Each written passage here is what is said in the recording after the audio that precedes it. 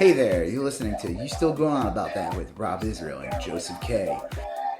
You can find us anywhere you could download podcasts. You could also find us on Instagram, Twitter, and Facebook at YSGOAT. Thanks for listening. I'm Rob Israel. I'm Joseph K. And you still going on about that? All right, Joseph, it is past the middle of the month already. Yeah. September 18th. The fall is coming. Summer is ending. Yeah. What's it like? Only 95 degrees by you now? Yeah, it is. It's still real hot. But I'll tell you, the leaves have started falling, and you can tell it's fall. I mean, in the evening too, it gets kind of cool.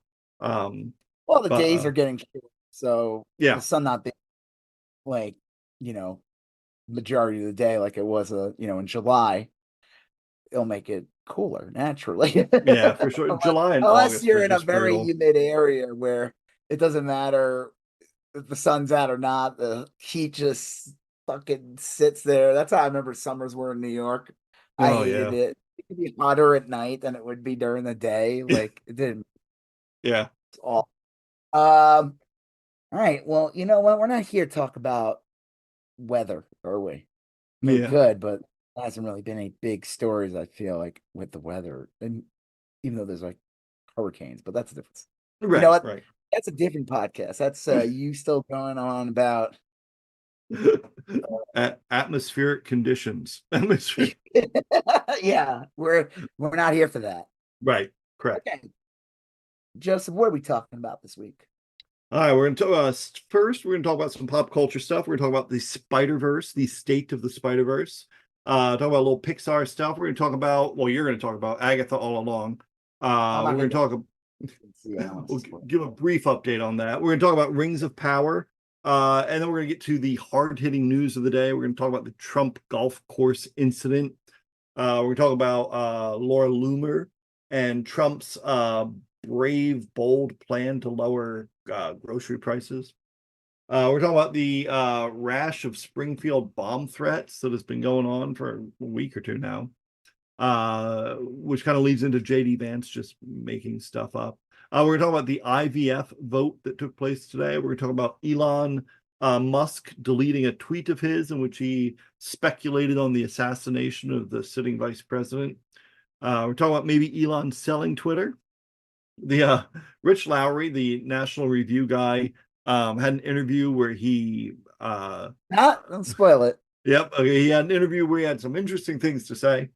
Yep. And then we're going to talk about a Jill Stein interview, Kamala Harris's polls, a thing with RFK, where he's in trouble for what he did with a whale carcass. Yeah, and we're going to wrap it up. That. We're going to wrap it up with Joe Rogan's assessment of Kamala Harris's debate performance and campaign. So, yeah, it's very important we talk about what Joe Rogan thinks. He's very important. It's important, Absolutely. I mean, words carry lots of weight, and they do. I have some. I think he's like what they call like a barometer or like a I don't know. That is true. I mean, as much as I don't necessarily love Joe Rogan, he does have a beat on like what bro culture is concerned with. Yeah, but I think his take on Kamala is actually really shitty. So we'll talk about that. Well, you'll have to stick around to hear that part. All right. Well, before we get into anything, I just want to talk about, man, let me tell you, Threads is like, I don't know, like I'll post stuff on Twitter and I'll post it on Threads. And I'll tell you the trick is if you talk about Elon at all, you are going to blow up on Threads. Oh yeah, I can see that. Anything. But the funny thing is this one I tweeted about that weird, like people think it was a Elon fake, like a Elon sock account or something. Yeah. He pretends to be a fan of Elon. right. It was this tweet. It was like from some guy named Josiah Hughes or whatever. And it's someone say billionaires can't be punk, and he has this list. And then there's like this really bad AI image of oh yeah, yeah. punkish hair or whatever. I posted out on like Twitter, and I think I don't even know what it got. Not even like 100 likes or whatever. Sure. But on Threads, it got 1,500 likes, and it's got 549 comments, Uh-huh. 41 posts, 27 stories. I mean, like, that's insane. Like, there's some other stuff. Like, dude, threads, like, Eh, I'll post something about, like, I did one for JD Vance. I said, did you know when JD Vance was young, he drank from a chocolate river? Young Vance, after multiple gulps of chocolate, slipped and fell into that river. Due to currents, his body was sucked into a tube and shot out into the town sewer. nice. So it was the best moment of his life. He that one did pretty good on threads. Yeah, he's I think he was at Augustus Gloop when he was a kid. Yeah, I could see that. He's got a Gloop-esque, some people are Ruben-esque. He's more Gloop-esque. Gloop-esque. Gloop-esque, yeah. Uh yeah, Smeared with chocolate sauce. he That's probably does. feces Yeah. on chocolate.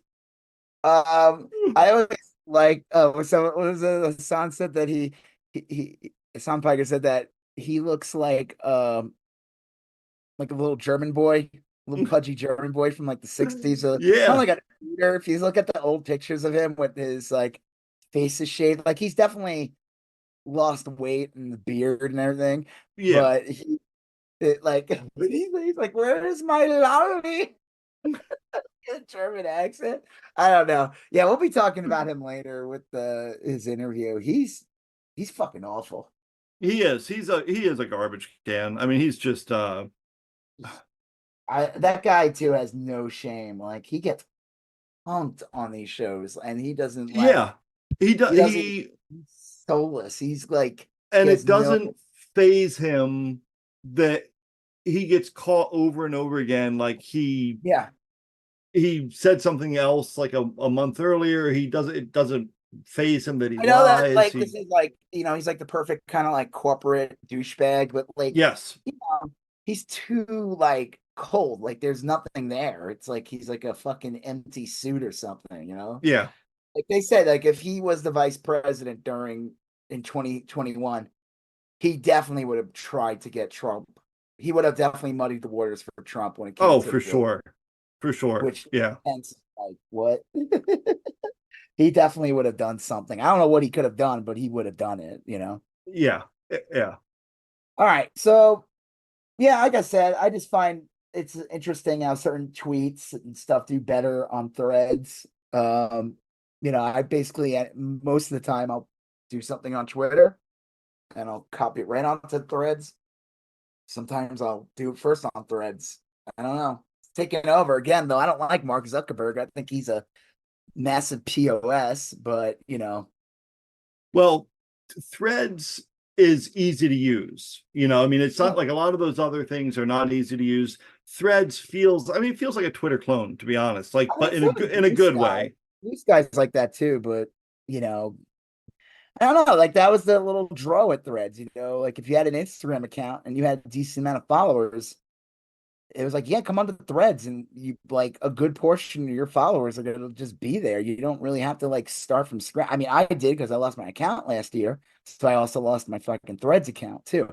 I think Right. threads, though, if it really wants to be taken seriously, it should be its own thing from fucking Instagram. I don't like Yeah. that my account is tied to threads because when I lost my account on Instagram, I lost my threads account. I had like 5,000 followers on that. Yeah. I find interesting. I only have like, what do I have on here?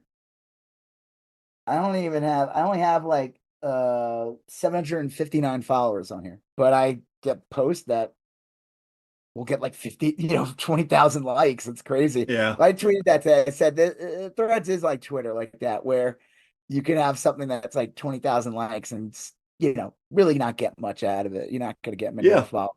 Like Twitter's like that. I mean, you get tweets sometimes that are like massive. And what do you have, like 5 followers or something? Yeah. I mean, honestly, I've been stuck. I don't have like hardly any followers. I'm I can tell joking, you. of course, but No, but it's like it's always been you think like like if you got like a post that had like 20, 30,000 likes, I'm like I have like 1,000 followers.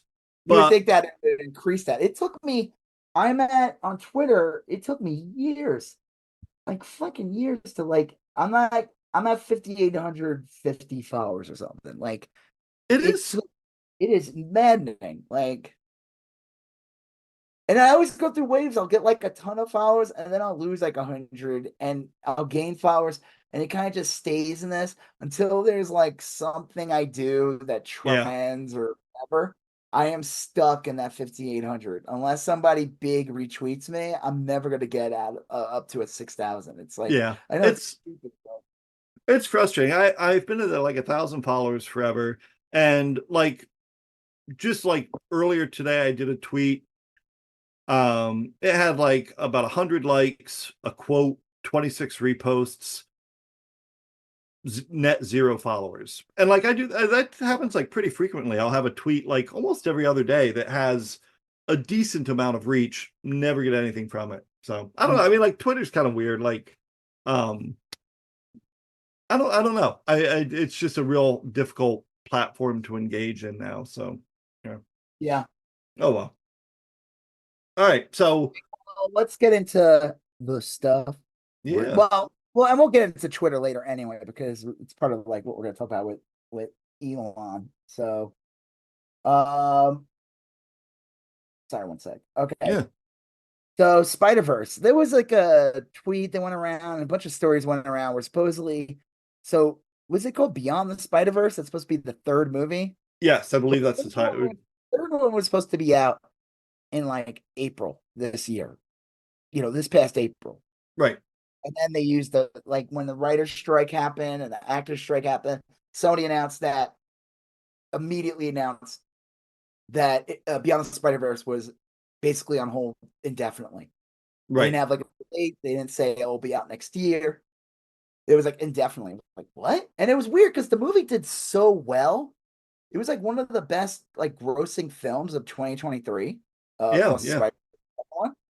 And so then there was a thing came out that basically said that like the third one is not going to come out. That Sony scrapped the majority of the movie, and it won't. And the earliest it will be out is 2027, which just feels so far away because it is like 3 fucking years. It's Yeah. ridiculous. That's a while. And it's like what? And supposedly like they're scrapping like the majority of the story. I don't know. It got weird, and I was like, wait, why would like the guys did such a good job in the first two movies? What the fuck do you want from the third one? That Yeah. like I don't know. People were calling bullshit. And I guess Miller, one of the I don't know. I guess they're brothers or something. The ones who lorded Miller or whatever, Hmm. um, came out and basically said no, it's coming along fine, but there's still no announcement of a date.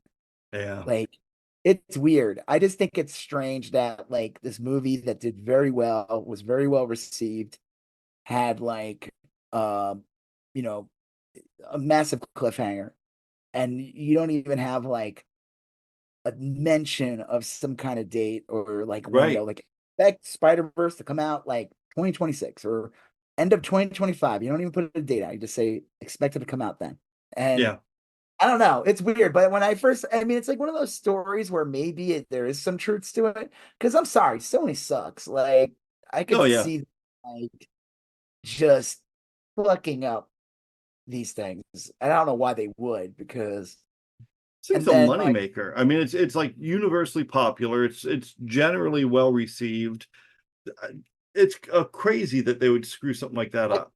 people who don't even like superhero movies love that series of Yeah, movies. It's they cool do. look. I mean, it produces like pop song hits, and it's got like cool color schemes, and it's just like universally liked. People just Yeah. kind of, I don't know.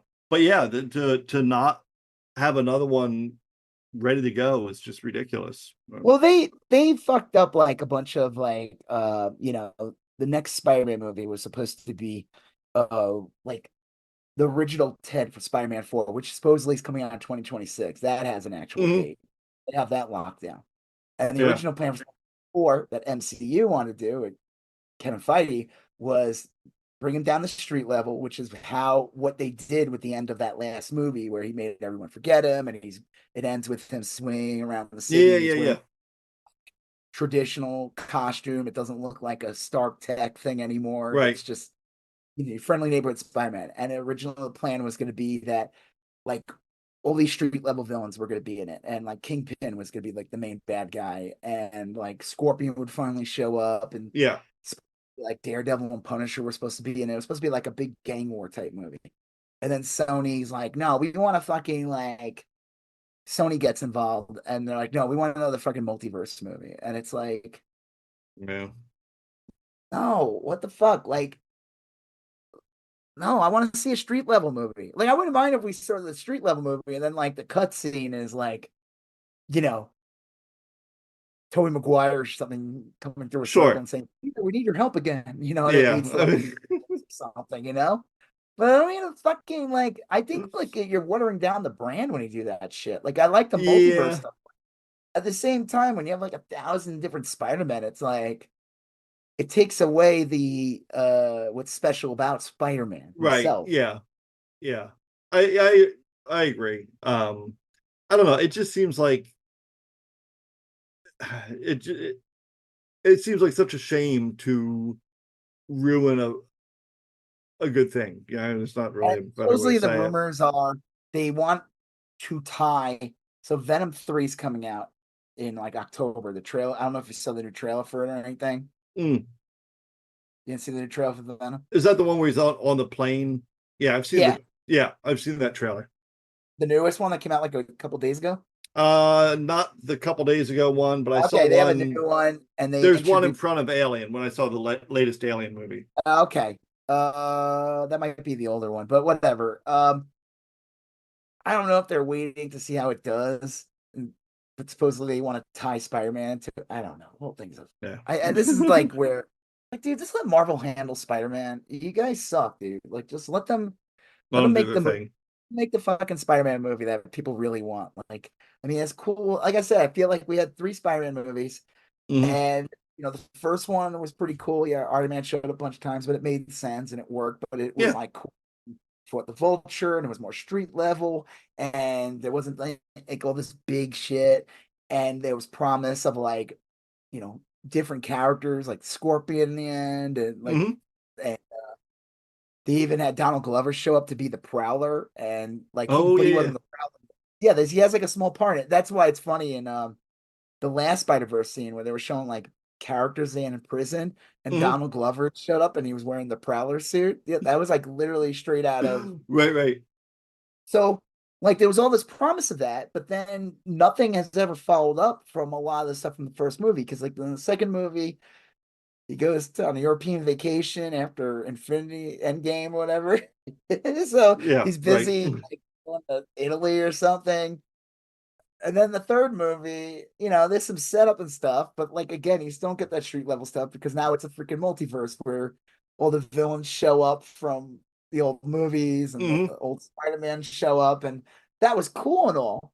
But when you think about it, we never had like an actual cool, like just cool solo Spider-Man. Spider-Man Yeah. that Right. just They've all been part of something else. kind of like building up his universe, bring Black Cat in there, have him work for the fucking Daily Bugle or whatever the fuck it Yeah. is. I don't Yeah. know. Like just do that. And then I don't know. They're like, no, we want him to hang out with Cowboy Spider-Man and Yeah. Come Robot on. Spider-Man. And like it's like, Great what Gazoo that mean? It's Spider-Man. what? Great Gazoo Spider-Man. Great. Oh, that's my favorite Spider-Man. The Great That's when things are going well when the Great Gazoo shows. Right. Yeah. He Wasn't that like the last calls season of Peter the Dum Dum. Flintstones? Wasn't that like the last season I of think so. Yeah. Flintstones? I think that's when like the Jetsons were getting popular and like they were just trying to like I don't know. But yeah, the Gazoo was the shark of the Flintstones series. Well, Uh like the funny thing about the Flintstones, and I never thought about it as a kid, was that it was aired at night like a sitcom. oh yeah. It was It was a night. like the It was like Simpsons. yeah, it was like the original Simpsons. Like it followed like everyone said it was like a rip off of the Honeymooners, which it basically Right. was. Especially when Fred would just beat the shit out of Wilma. Right. Just To the moon, like, Wilma. Wilma, get in here, Wilma, to the Stone Age. No, that didn't happen. But No. and then the joke was Ralph never actually hurt his wife. He let him. Right, right. He'd make Yeah. threats, and his wife would be like, "Yeah, okay." It was more emotional abuse. He'd be like, "Come So on, no, no." She was like, "Bring it, you fucking yeah. wuss." It was some like kink shit they were doing. They made it sound like it was like just good old Yeah, fashioned yeah. like spousal abuse, but it wasn't. There Oof. was some underlying kink shit going on in the honeymooners. Uh, This has yeah, it was gone crazy dark when quickly. showed up when Ralph had the ball gag in his mouth, Yeah. and Alice Yeah. had the full leather, like to the moon, Ralph. Mm. It's bad. You know, he's yeah. Remember that part in Honeymooners when they brought the gimp? The gimp, right? Yeah, that They was had great when they brought the gimp. Oh hey, hey Norton, oh God. bring out the gimp. That's a Yeah. good episode. Eddie Murphy had like a honeymooners bit that he did. Like, Yeah, that I remember that. yeah. Yeah, it was them God. It having. was yeah, that was it. All right. So anyway, I'm sure it aged just as well as the brilliantly, yes. honeymooners. Well, I would say circling back to the Spider-Verse, I hope the best for it. That's been like the one thing Sony has done well in the past with the franchise. And like, no, we can't. Well, we have to ruin it. Yeah. I mean, so well, I'm anxious to see it if it comes out. I'm sure it will eventually, but Maybe our grandchildren will see yeah, the third part right. of the Spider. Yeah, And they'll maybe. be like, how is Mm. this released when there's no water? They'll be too busy fighting in the water wars that Right. the seven started. Eating Soylent popcorn. Let's go to the theater and eat some popcorn. What are they made of? With eyeballs. Ew. You know, that actually would seem like really expensive when you think about it. Like Soylent Green. when you throw a whole body and you grind it down to a chip or whatever, which was Yeah, soy, it's like just chips or something. yeah. It's like But like wafers. humans mostly only have two eyes. Some might even only have one. So I would imagine getting a large bag of eyeball Right. popcorn would actually be a very pricey delicacy. Yeah, they probably cut it with fingernails and stuff, but Oh yeah, they got yeah. Ew. Hey, is this 100% eyeball? Sure. A sure. little bit of fillers, a couple of beaks fell in there. Why Ugh. are we even eating this shit? We have like so much corn. We're literally swimming in corn. Well, Why are we doing this? all right. Um, Well, yeah, that's what the yeah, Spider-Verse has done to us. there you go. Now we're fucking eating an eyeball popcorn at the theater. Can't wait Yeah. for that popcorn bucket. Mm, That one's mm. gonna be that one's gonna be a fucking It's an doozy. All right. actual skull. Yeah, like of course it would be. It'd just be like an open skull because they're all fucking hideous zombie cannibal freaks. Like how are they even making it? It's not even a movie. It's like it sounds like something it's, a horror movie. it's like the movie screen and someone's like put a campfire behind it and you have shadow acting and stuff. Yeah. Unga, unga. Oh, all right. So Um, anyway, Agatha All Along. I heard it was great. you skipped the Pixar Oh, the stuff. Pixar stuff. Yeah, I saw. Okay. Well, So there what was some is? Pixar stuff in there. We talked about that in the yeah, supposedly Inside Out 2. I guess that's supposed to be out. Well, I'll watch. It's I in think the I'm gonna. theaters. Yep. Yeah, it's gonna be on Disney Plus. I think October 1st, supposedly. It Okay. did like really well. It's like the first Pixar movie to do well in a while. But again, it's like it was a sequel to a popular film to begin Sure. with. So whatever.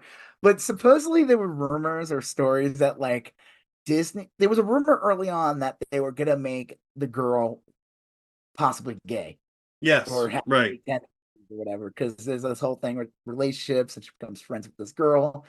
And it's like supposedly the animators said that like they were forced to make these weird edits, like change the tone, change the lighting, get that lesbian lighting off, make sure Mm-hmm. Right. Yeah. like they were like these changes so that no one would leave the theater thinking that I don't know what the name of the girl is. Yeah. I don't either. I didn't see this It's one. not Joy. Joy is the yellow thing. Uh, And yeah. Amy Poehler. Um, yeah. yeah. I don't know. It This doesn't isn't. matter. Yeah. Well, The, the thing I heard, the reason why I'm talking about this though, I don't even give a shit about that. That sounds funny though, just because of like how ridiculous, how reactionary they get. Like, yeah. who gives a shit what some douchebag on the internet thinks? Like, who gives a fuck what Ben Shapiro thinks about your fucking? If the movie's good, and yeah, maybe there's some gay undertones, okay. Right. Like, who cares? Who gives a fuck what these right wing dillweeds think? Like, Yeah. whatever. But that's not the real controversy. Supposedly the controversy is Pixar laid off like a ton of these fucking animators like Yeah. and they all found out. They all thought they still were going to get bonuses for working on that movie, which they worked on like crazy. And anyone who was laid off in that time period is not getting a bonus. Yeah. That's And the movie was a success. that's real shitty. Yeah, that is super shitty. Yeah, it's that a lot of those studios are just making really poor decisions. Um, Well, they're not poor decisions on well, and you gotta realize the majority of people, like I get this stuff, it ends up in my feed, it ends up in my algorithm. So I see these stories about like artists getting screwed over and all that. yeah, I guarantee you 98% of the film going audience does not know or give a fucking shit at all. right. And I think studios know this too. That's why they're hoping that AI gets so good that they could like just eliminate the majority of the staff and like just put out movies for like Yeah. I funny you wonder, AI this fucking movie still end up costing like 200 million. And you're like, what the fuck? Okay, this is money right. laundering. Like, why I are you spending? wonder, I wonder how like let's say they get to a point where AI does what they want it to do, right? I And they think get I mean, every time I see new stuff, it's I ain't gonna lie, it's getting better and oh better yeah, every it gets crazy. better. It gets exponentially better all the time. But Yeah, but like yeah, go but ahead. What? let's say you get really good at AI, okay? And you don't need as many writers and you don't need makeup people. You just start needing fewer and fewer people, and that extends to like craft services and the diners and restaurants around there. And then it extends to like even things like paparazzi where there's just not as many actors anymore because like a lot of anyway. I don't know that movies are as big a deal anymore. Like I think Well, yeah, most of I would not pay to see these fucking movies well if I just found like out like majority of it but was AI. but And even also have if to afford to pay for those movies. You know what I mean? I'm just saying even if you did like you wouldn't have this whole ecosystem out there in California that's built to talk about movies, to post about movies, to Well, because it's not they even just are in California, movies. Georgia. I mean, it's like big. Well, yeah, you just have fewer and fewer people invested in the process because there are fewer and fewer people working in the process. And like now, who's going to be on the cover of the magazine? I mean, like who's going to, Well, that's always been an issue too about like when movies go straight to streaming, and I'm not even talking about like I'm just talking about like especially during COVID, like movies that go straight to streaming, they get kind of like just dumped. They come out, maybe there's like a little spark and some interest, and they talk about it, but like theatrical really is important for movies because that's where like you just said like all the paparazzi, yeah, the interviews, the marketing, like it makes it more like an event. And when right. movies come to theater, it feels more like an event. When they go straight to streaming, like they could try, but it just doesn't have the same like um, you know, juice behind It it, just doesn't. Yeah. I mean, like even like you like could, Rebel Moon's a good example where yeah, they did a premiere and everything, but it still just went straight to streaming. I don't even think even right. Netflix even bothered doing like a 2 week run in the theater, which they've done. Netflix, I think, has done that with some of their movies where they'll do like a week or they'll do like special Yeah. screenings before it comes out onto Netflix. But and I'm not this like I said, this is not even like AI. That's just like the culture part, like that's a Right. big element. Like, that's why I said I like Deadpool Wolverine when it came out because it felt more like an event movie. I feel like Yeah. there hasn't been in a while where it's just like, there was like commercials with them in it. And it There's just feels like, commercials, recognizable actors, I mean, there's like a lot going on with it. And I don't know. I just I No, like I said, wonder. the AI thing will definitely like, especially like an animated movie, would just remove all humanity from it, Yeah. and I would have no interest wanting to see it. Like, I'd just be like, I Even if I mean, like did, I even would if like even the stuff written by and made by man. I was loving these dipshit AI people will say like, "Oh, you still use computers when they do this stuff," and it's like, fuck off. It's not the same thing. Like, yeah. sorry, you typing in prompts is not the same as Right. like me Photoshop for hours trying to make something look presentable. Like, it's not the same thing. Yes, you're right. I cannot do this without Photoshop. Yeah. The thing I'm trying to do specifically, but I'm still But working on it. I'm not sitting there yeah, but that's typing. like saying, you need to use a quill pen or something like to really be an authentic writer, because now you're using a word processor that helps you type or Yeah, spell I or know. That's whatever. what I mean. It's I bullshit. mean, But AI is not a tool to take the place of. no. But like I said, okay, and let's say you get rid of. Let's say you have AI, like you said, there's less jobs now. Like, guess what? Like, how are people going to pay to see your fucking stupid AI movie now? Yeah. Well, even yeah, I just was talking about the whole Well, I mean, you Hollywood said there's all these people ecosystem. employed. There's all these people. That's a lot of jobs. Like, you ever watch a movie Yeah. and they'll tell you they had like 100,000 people working on that movie? That like 100,000 people had a job basically for Yeah. a year. Like, Well, that's a or big even fucking deal. Even the yeah. movies, yeah, it's like, hey, you know what? This was a huge production. A lot of people fucking worked on this. They put a lot of time into it. People were able to pay bills because of this piece of shit movie. Like at least Yeah. there's like some net benefit. Or I always find that kind of funny though. Like Fast and Furious 36 only came to you thanks to provided Right. 100,000 Yeah. jobs in the area because we're family. Right. But I mean, like, yeah, I think once you start, that's the other thing I always think is funny when they talk about like AI and all this shit. It's like, okay, well, how do you expect people to pay for your shit now if they Yeah. don't have they don't have money, or Yeah. whatever.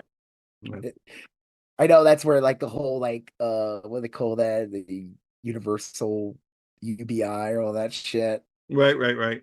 I just think our system that will never happen. We're never gonna have UBI. Not in that. Mm, The closest thing we had to UBI was during the pandemic, and the entire Republican Party lost their fucking mind. yeah. And I'm that you wasn't know even UBI. It was just like a little taste of right. UBI. Yeah. It's ridiculous. You Oh know well. what's funny about that era though? With Mm, when they complain about the UBI, and you don't see any of those fuckers complaining about the PPP loans that were all like just one big right. suck scam. They're like they'll go on there and they'll say like, oh, that's $600 a month you collected for a few months during the pandemic. Oh my God, you totally screwed the government over. And they'll Made say you that lazy. while like, what? Made you lazy. Yeah, while they collected like $100,000 loan from one of their businesses that they didn't have to pay back. Yeah. Yeah. And so many of them did that. So Yeah. And then they would say, oh, no one wants to work because they weren't hiring anybody. Ugh. Okay. mm, Well, you know who got hired? Uh, that actress who played Agatha. yeah. You Yeah. didn't watch it. You don't know how to use technology. You told me that before.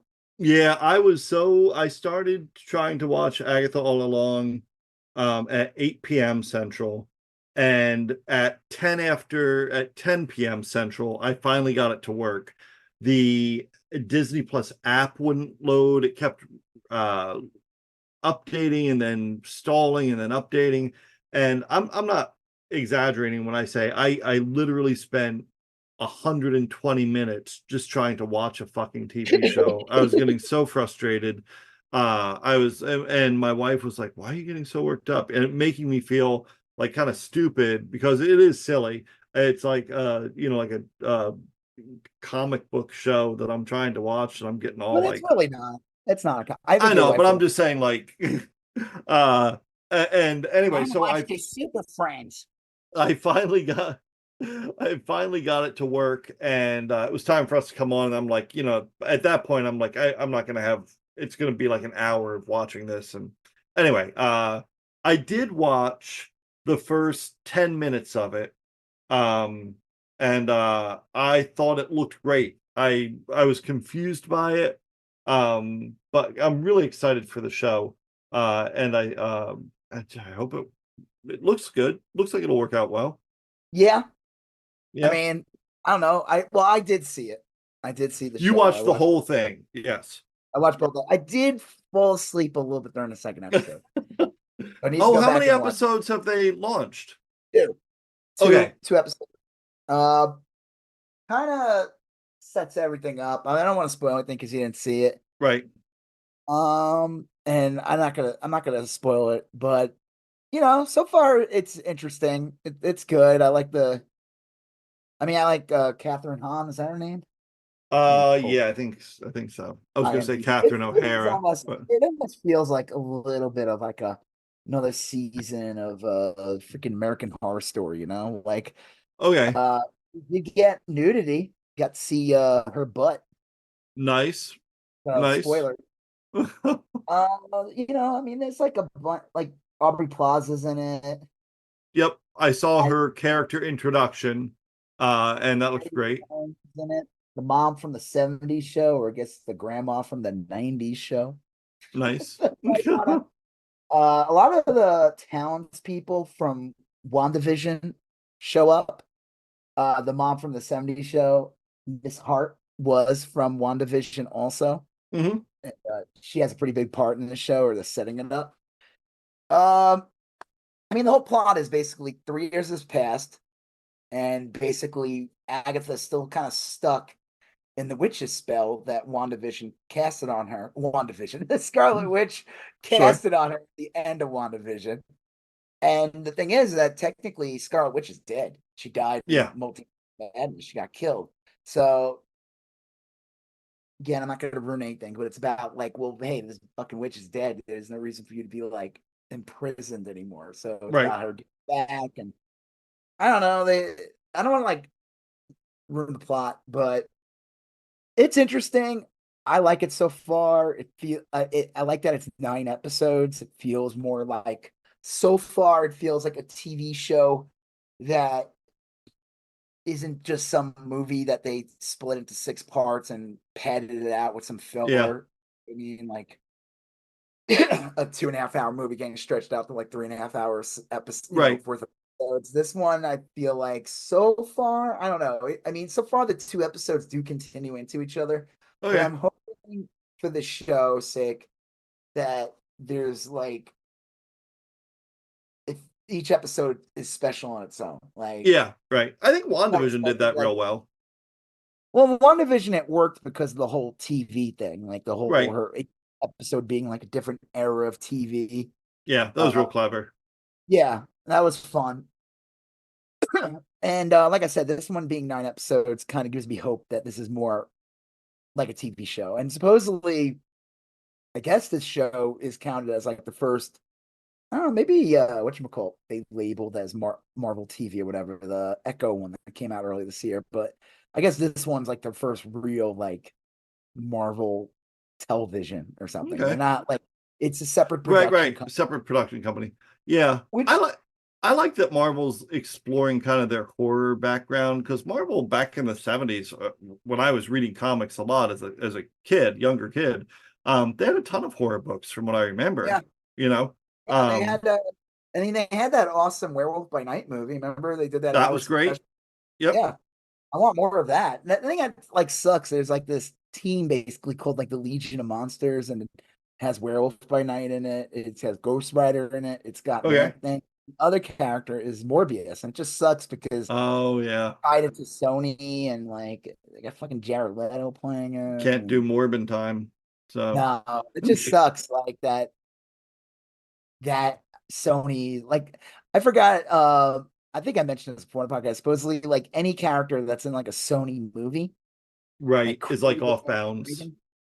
yeah, like Marvel can't use them, which is kind of crazy. I would imagine if Marvel's like, yeah, we want to use Craven in the next Spider-Man movie, I'm sure Sony would be like, what?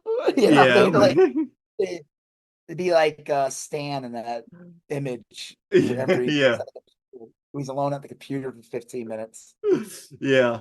Um, yeah, I don't know. that does suck. But I love that they're putting this out at Halloween. I love that they're getting into the horror thing. I Yeah, the like last that. episode airs on Halloween, I think. Yeah, I like that this could conceivably run another season. Like none of these, like Aubrey Plaza's, like a big name and does things regularly, but like Catherine Well, Hahn, I mean, she's Catherine Hahn's a pretty big actress. She's in tons of stuff all the time. who is? Catherine Hahn, Yeah, she's but always I in mean, things. but I could see her doing this for a little while. Oh yeah, of course. Why not, dude? I mean, it's a great gig. Yeah, Um, yeah, Sashir Zamata is one of the witches. She was on SNL for a while. I've seen her. She pops up in a lot of shows. Patty LuPone's and like she's always on things. She's in a lot of yeah, horror story stuff. Yeah, we'll see. I mean, I yeah. guess it's really not you didn't watch it, so I don't want to ruin it. I just No, think like, what was one of the comments? Like Aubrey Plaza was getting interviewed and she said this was gonna be like the gayest show. Or yeah, what they said is it was like supposed to be really gay, and she said it better be or I wouldn't have right. done it or something. And of course I got like all these dipshits, like, oh, like I'm sorry. And I'd say this to people, like especially like those dudes that like complain on the internet, Hmm. like chuds, stuff like that, like the ones that flip out over like the stupidest little things and cry about like Kathleen Kennedy every day. Right. Like this is not made for you. Yeah, Like you don't have to watch it. right. Like you don't. It does not. It Some is. people enjoy TV shows without creating an Excel spreadsheet with character rows and then little columns for their sexual orientation and number of genitals and Yeah, some whether people or like not some people watching watch. shows. Yeah. You get lost in narrative, and other people take surveys while they watch the show and count how Right. many, how Yeah. much lesbian lighting was in a Right. scene. Whether or That's the not the Pet Shop Boys was played in the background during any scenes or shop anything. voice. They get on their little Twitter computer and they're Yeah, like, that's gayish. That song is a little gayish. the woke mob strikes again when I Yeah, like again, it's like, and this is not like She-Hulk. Now, I understand that thing is that Marvel has to understand, MCU and Disney have to understand that when they make a show like Agatha, this is not going to get Avengers level fucking audience. yeah, You're going to get like American Horror Story audience, right. maybe. I mean, like, and I think the problem with She-Hulk was just very. I'm curious how much Agatha costs. So, I mean, it looks good, but I would like to think it's not. I would hope to think his show did not cost 200 million fucking dollars, because I'd be like, where's the fucking money going? I mean, Right. like it looks good, but come on, like what are you doing? There's some money Yeah, laundering yeah. going on, like you know what I mean? Someone's like, yeah, this scene cost 100 million. Yeah. 90 million of that is in an offshore account somewhere. Yeah, exactly. Yeah, So I don't know. like I think like that's the problem. She-Hulk was just a really expensive show with CGI character, Mhm. and I think the problem with it is that like when the show is really expensive, you gotta get a bigger audience, and if it doesn't Yeah. have a mass appeal, there's nothing you can do about it. I mean, like that's the thing, and I'm curious how much Agatha cost, and like if the ratings are decent, or do they have to be like mammoth to get a second season? Can they just be good and have a Right. people excited and have like a devoted fan base that want to see more of this? Hmm. You know what I mean? I think that's the issue. They've made these shows, some of these things way too fucking expensive that it's like they failed just because. Yeah. I think some of them too, when you borrow big characters that are essential to the Marvel universe, um, it I don't want to say it hurts the show, but like um She-Hulk, I think the name Hulk made people think, it's a big green character. It's got the Yeah, Hulk name. People are wanting like an Avengers level type of production. You were it never was going to get fucking that. it was Ally McFeely. Right. And Awesome, like right? to and when you got a show like um this may be a bad example, but like I don't think anyone expected a ton out of Echo. You know what I mean? Like Well, because I don't think Marvel did either. They dumped it. They dumped yeah, it like they never but do like that. They never. Echo never got like a ton of hate because it was like, well, nobody expected a lot out of that. Yeah. Moon Knight was a weird one because like Moon Knight wasn't like a super well-known character. It wasn't like, a tie into a very, so that that escaped. Agatha could be cool because it could set up more, like you said, the Legion of Monsters, like bring Tomb of Dracula. Yeah, like that shit. And honestly, it could be Wasn't Legion of Monsters. Vampirella Marvel? No, that wasn't more. It's like Harris. Yeah. Well, this guy's a faker. He tries to act like he's this geek, and then he doesn't know. No, those were in what publishing company produced Who was did they have like a? Did Marvel didn't have like a sexy vampire character? Am I remembering that wrong? Santana. I don't know. That's what I'm thinking of. They got Lilith. That's Dracula's like daughter or some shit. Supposedly, there was rumors what's her face was going to play Lilith in something. I don't even remember. I feel like there's all these rumors, and they all just like some of them just die. They don't go anywhere. The girl from Pearl and X, those horror movies. Oh yeah. Yep. There was talks of her coming in and playing like Lilith or something. Yeah. I mean, there's a lot they can do with this stuff. Midnight Suns, they could do all this stuff and whatever. But like a show that is specifically about witches, though, I think that the Winter Soldier fans should like shut up. Yeah. You could say it's lame or you don't like it. Well, then don't watch it. Right. It affect you. Like yeah, it's not a huge deal. You can just move on and watch something else. There's a lot on TV. Yeah, there's a lot of other stuff for you. Go watch a video of a guy analyzing each scene. Yeah, I'm just kind of tired of those. I mean, I think a lot of people are getting tired of like that criticism. So. I was on a store today, and the guy was brought up like neurotic or something. I try not to make it political or something. I said to the guy, I'm like, that guy doesn't like fucking anything. Yeah. I said to the guy, I'm like, he's a fucking parasite. He doesn't do this guy neurotic. Right. He's a fucking parasite. He puts out these videos. I said, what's he going to do when Kathleen Kennedy does leave Star Wars? Like, what's he going to do? He's like, he'll probably find someone else to hate. I'm like, yeah. But it's going to take a while. You got to build up your characters. He's got his villain. And once that villain ends, like, what do you do? That's his. What are you? Yeah. Yeah, what are you? You were just Kathleen Kennedy. Like, you put out videos, and every video is like the same of just like Kathleen Kennedy's going to leave, or like how he's going to put up like how Gina Carano was wrong. Like, who cares? Who's Gina Carano at this point? You know what I mean? No one cares. No one gives a shit. I know someone brought up, well, you care. God, bring it up because it's a funny reference now. It's like a joke. I don't care about the Great Gazoo. I speak about Gina Carano in the same, frame of reference as I speak about from Married with Children. Remember that kid? Remember one of the funniest thing they ever did with that kid sucked. He was like the first couple episodes of like season 7. They kind of just wrote him off. But there was like a later season or whatever where Kelly was trying to remember something and Seven's head goes across the screen. That was like awesome. I didn't even. Someone told me about it, and then I finally saw the episode. I was like laughing. I'm like, that is fucking funny. When Kelly's trying to remember things like, what happened to that kid? That Poochie character. That's great. Yeah, like I said, I'm like, who gives a shit what this guy thinks? He hates fucking everything. Of course he's gonna hate. Of course, this right-wing conservative is gonna hate a show about lesbian witches.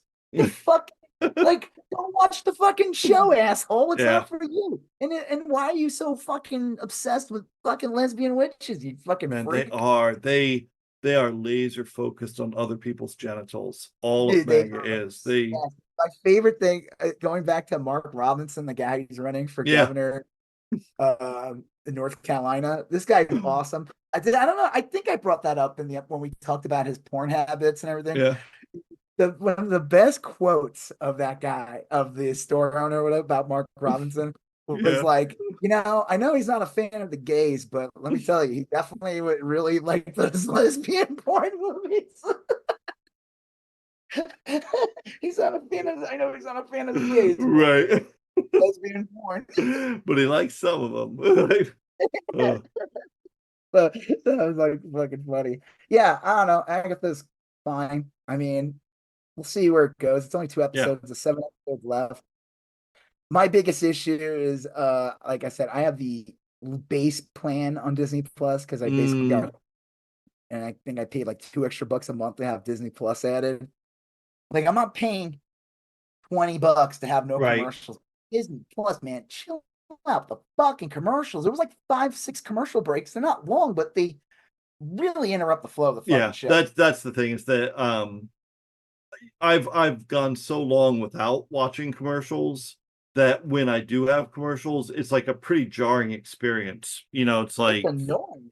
yeah, yeah, Like, I'd rather have 2 commercial breaks and fine, being like freaking 3, 4 minutes long if they have to. Like, you know what I yeah. mean? Amazon sometimes will do it where you have to watch a few of them at the beginning and then you don't have to Yeah. watch them during. That's fine. Now we're gonna talk about Ring of Power. That's my Yeah, issue with Ring of Power is Cockroach of Power, sorry. Big right. don't want to not, name the show correctly. Um they for some reason on their flagship show decided like, oh, this one will have commercials. Like I said, the boys, Fallout, they would just do like like 3 minutes commercials in the beginning and say Yep. like, it was commercial free. And it makes it so much enjoyable. For some fucking reason, Ring of Power, they have commercial. I don't know why they chose that. Mm, I don't know. It's weird. It's like, why not just do the commercials in the beginning and then yeah. but yeah, Yeah, what yeah. do you think of this episode of I Ring Power? I thought this was good. This is kind of a weird one to talk about because I watched this Friday night and then we talk about it like, 5, 6 days later. So it's not as sharp in my mind. I will say that this one felt really good. You can see the conflict kind of coming It was to kind of a slog episode, though. It wasn't like a big.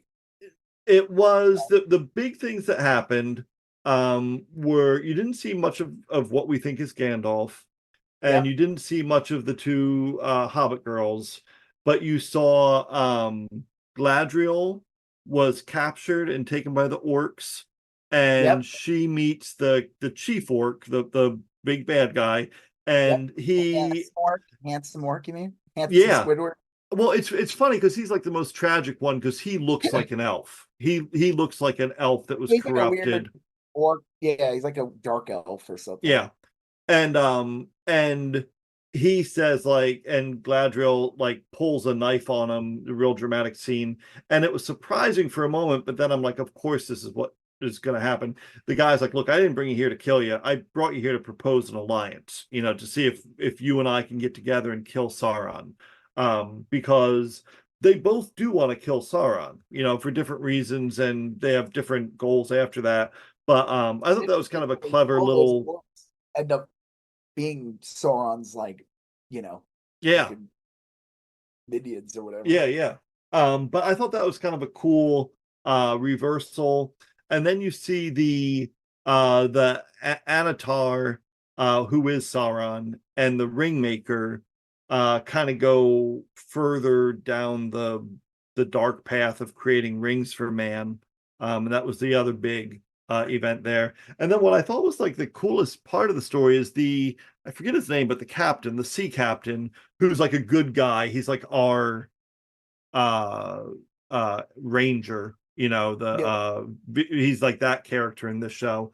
He gets stripped of his title and kicked out of the city, and it's a very Game of Thronesy type of scene yeah. where the bad guys are taking over the city and they are going to get rid of the shrines, and they're just being real shitty. And then In the city. it, Shitty in the city. it ends with the captain leaving the city, but orcs are gathering outside the city and to attack it. Oh Um, yeah, that's right. There was a big setup in the end. yeah. So a lot did happen. It was weird because like The stuff with I the dwarf too, and like, yeah, I'm sorry, the dwarf, yeah. and there's that cool scene with that guy's wife. I forgot her name. I Yep. forgot his name too. This the But the prince. dwarf king is going crazy because of the ring. He's going Yeah, full my precious. Um and yeah, so a lot it he's felt the one. He breaks that hole in the cave, brings in light. yeah. Well, the ring gives him all these powers, like he knows where, to find the light, and it's doing all these good things, but it's also making him super greedy. He's demanding like tribute from the other And I think that's what dwarves. we're gonna learn about. Like they're trying to show you like like in the I don't know, it was like the last episode was something with like healing or something, Yeah, and they're showing you like the positive things, but yeah, there'll be like a dark it's twist. corrupting.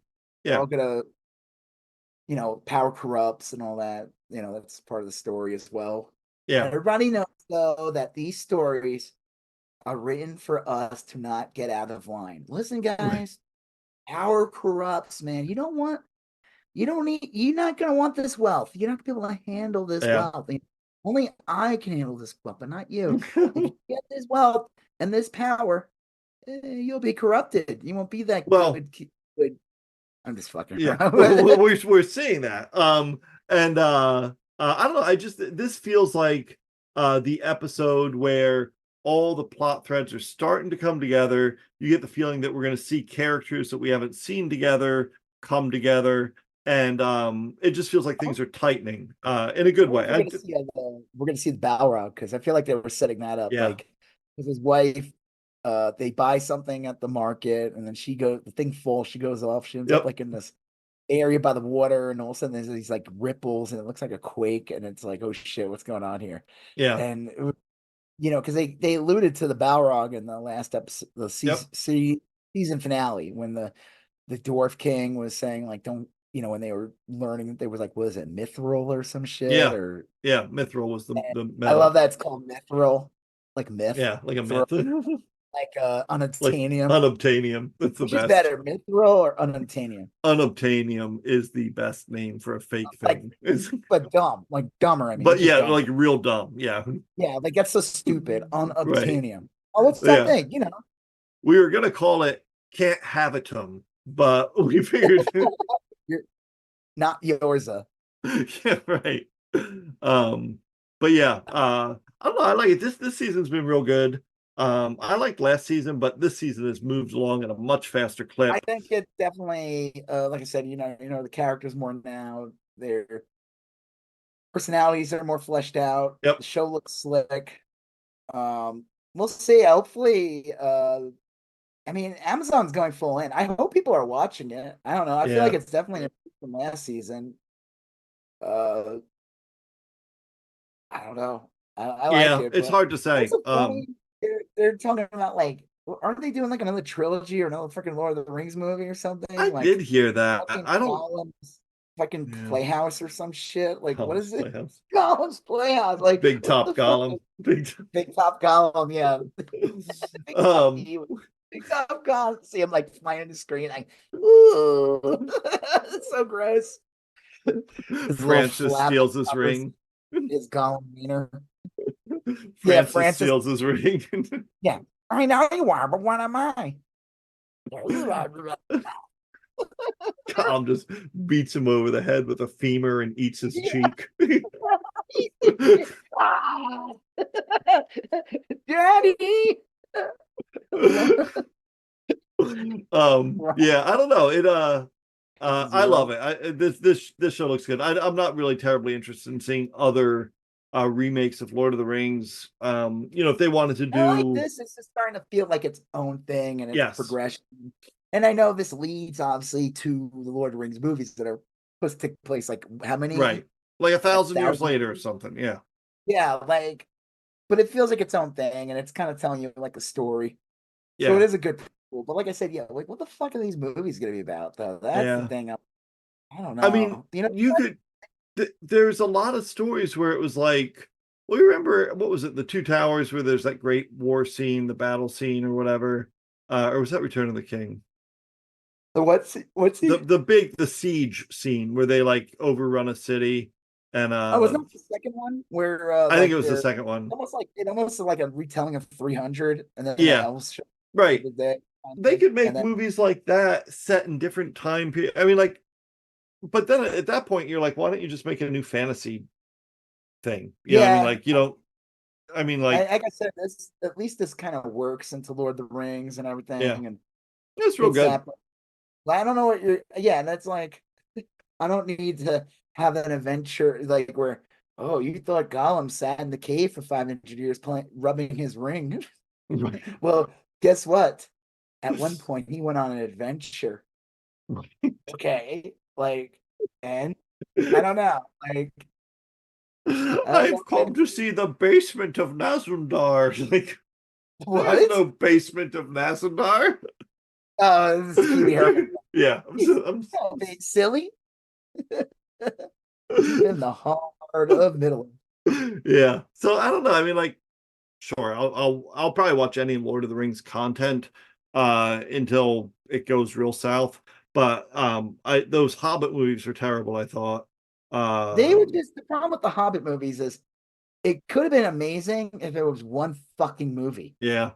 If they did one movie, a 3-hour movie, Yeah.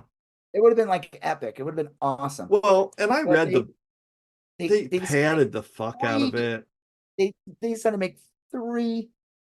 What again? The Hobbit movie. Like they Yeah. had 3.5 hour movie. Fucking kidding me. I read The Hobbit. The Hobbit's like 90 pages long, you The know? I mean, The first Hobbit. one out of all of them were the best one. And I like the thing with the goblins and how they look. There was a lot of Benicio del Toro was supposed to direct Sure. them, and Yeah. he left like midway in the project, and they gave it back to Peter Jackson. And that's when they decided we're gonna make it was supposed to be 2 movies. And they're like, no, we're gonna make a trilogy. And if it was 2 movies, it probably would have worked fine if it was 2 movies. It still would have been padded, but like Yeah. and I know there's supposed to be like stuff from the Cimmerillion. Is that it? Yeah. The Silmarillion. Yeah. The They put a Silmarillion's not lot of even stuff in there. yeah. That's just like a collection of short stories or something. I mean, it's not even There's like just really too a much book. like fan service and stuff that made no fucking sense. Like in the end of the movie, they're trying to set up like Lord of the Rings, like one dwarf's like showing Orlando Bloom, which is fine. It was fine to have him show up because elves are Yeah. like basically immortal, right? They live for like Yeah. thousands of years. Yeah. So of course you could work him in there. But they show the one dwarf's like my son Gimli, and you see the little drawing of Gimli, Right. and like Orlando Bloom's like, okay, yeah, am Yeah. I gonna become best friends with that thing in the future? I love that meme. Like, I think they have like a juggalo or whatever. You know that one where they're talking about like you thought you'd be fighting with a Oh, yeah. dwarf or Yeah. something, Right. and it was like something like there was that meme with the juggalos, and it said, "Oh, you thought you'd be fighting with them," and then like Orlando Bloom's character's like whoop whoop, and he's covered in the hand too. It's so stupid. Oh, the dumbest part of Hobbit that I was just like, what? This doesn't even make any fucking sense. Uh, Gandalf tells what was Orlando Bloom's character's name again? um, Jeez. Google Goggle. I don't remember that. It is Bilbo. God. Brazel. Legolas. Legolas. Close Yeah. enough. Brazel. Legolas. Lego set. Lego set. Yeah. Gandalf tells Lego set about a young ranger who he should go look into. It's like, dude, it's like 65 years. How long has man lived in this time period? Like, Yeah. like an 80-year-old man in Lord of the Rings. He's like probably like in his Yeah. prime. Right, Makes no right. sense. I don't know. Yeah. They tried like shoving too much fan service and like if They they got just too cute. Yeah. you got what? They got too cute with it, like tried to fit They a did lot in like that. that cheesy love story with what's her face. She even was like annoyed that she was like in that love triangle. Arwen. Yeah, with the Yeah. hot dwarfs. I love that the dwarfs. The vet. My favorite thing about the dwarves in those movies was like you had your typical gross dwarves with the big fucking noses and ears and fucking Right, hair right. growing. But then they had like sexy dwarves, like the Yeah. king, the king dwarf. Like, yeah, you look at him, he's got like big ears, whatever, but Right. he's a sick dwarf. And then there was Yeah. the other guys too. They were more humanoid looking. They didn't look as Right. um Yeah. ethnic as the other Oh, dwarves. Like, Jesus. probably the Yeah. best way to describe it. Uh, Yeah. That yeah, walked a thin line. this movie sucked ass. Yeah. Well, there The was, I mean, effects were like, oh god, what? I was gonna say there's enough backstory there The with a lot of things. dragon, the dragon was cool, and The, voiced by Be a Cumberbund. better butternut crinkly fries. Yeah, Benedict Cumberbatch. Yeah, the yeah. dragon was good, but again, like the dragon No. shouldn't have been a character. It was like, I don't know. Well, he's Anyway, kind of a cat, I guess. I don't know. Whatever. in the Yeah, book, he the was guy like, who the best is the guy who shoots the arrow is yeah, literally just a guy who's like, I'm going to shoot an arrow at the spot. And then they're like, how do we take that guy and make like this yeah, big story? Which give was him an fine. arc. They did a pretty good job with that one, at least, like Yeah, there was like leaders and yeah, whatever. yeah. They Oh sucked well. ass. They were, I don't know. They tried to capture the magic of Lord of the Rings, and like I said, Yeah, if they did one 3 hour movie, it probably would have been awesome. yeah. I agree. I agree. Like I feel like they had a big battle. They had to have like a big battle in the end too. Like they're trying to like recreate. They could have done a good Hobbit movie in like 2.5 hours. They really could have. Yeah, it would have Yeah. been more memorable. Mm-hmm. Yeah. Okay, All well, right. on to real life, which Yeah. it sometimes feels very fake.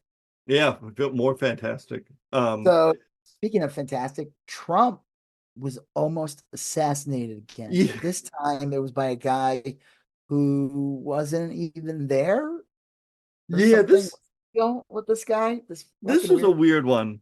I first heard it, and I remember I forget what I was doing, but I had my phone out and I got an alert from like CNN or the AP or whatever, and it said like shots fired, Trump assassination attempt or whatever, and I'm like, oh fuck, and so then the story unfolds that there was a guy with a rifle at hiding outside of Trump's golf course, and Yeah, then as the story continues to develop, there's a guy who had a rifle and he was like a hole ahead of Trump, like, 100, 200 feet down the fairways, waiting for Trump. So, like, this was a legitimate thing. I mean, it's not to yeah. say that it wasn't like a legitimate big deal, because it was, but they kept calling it as like an assassination attempt, and people like, Trump's running for Why his is someone life. And trying to kill this guy though? Like, yeah, I right.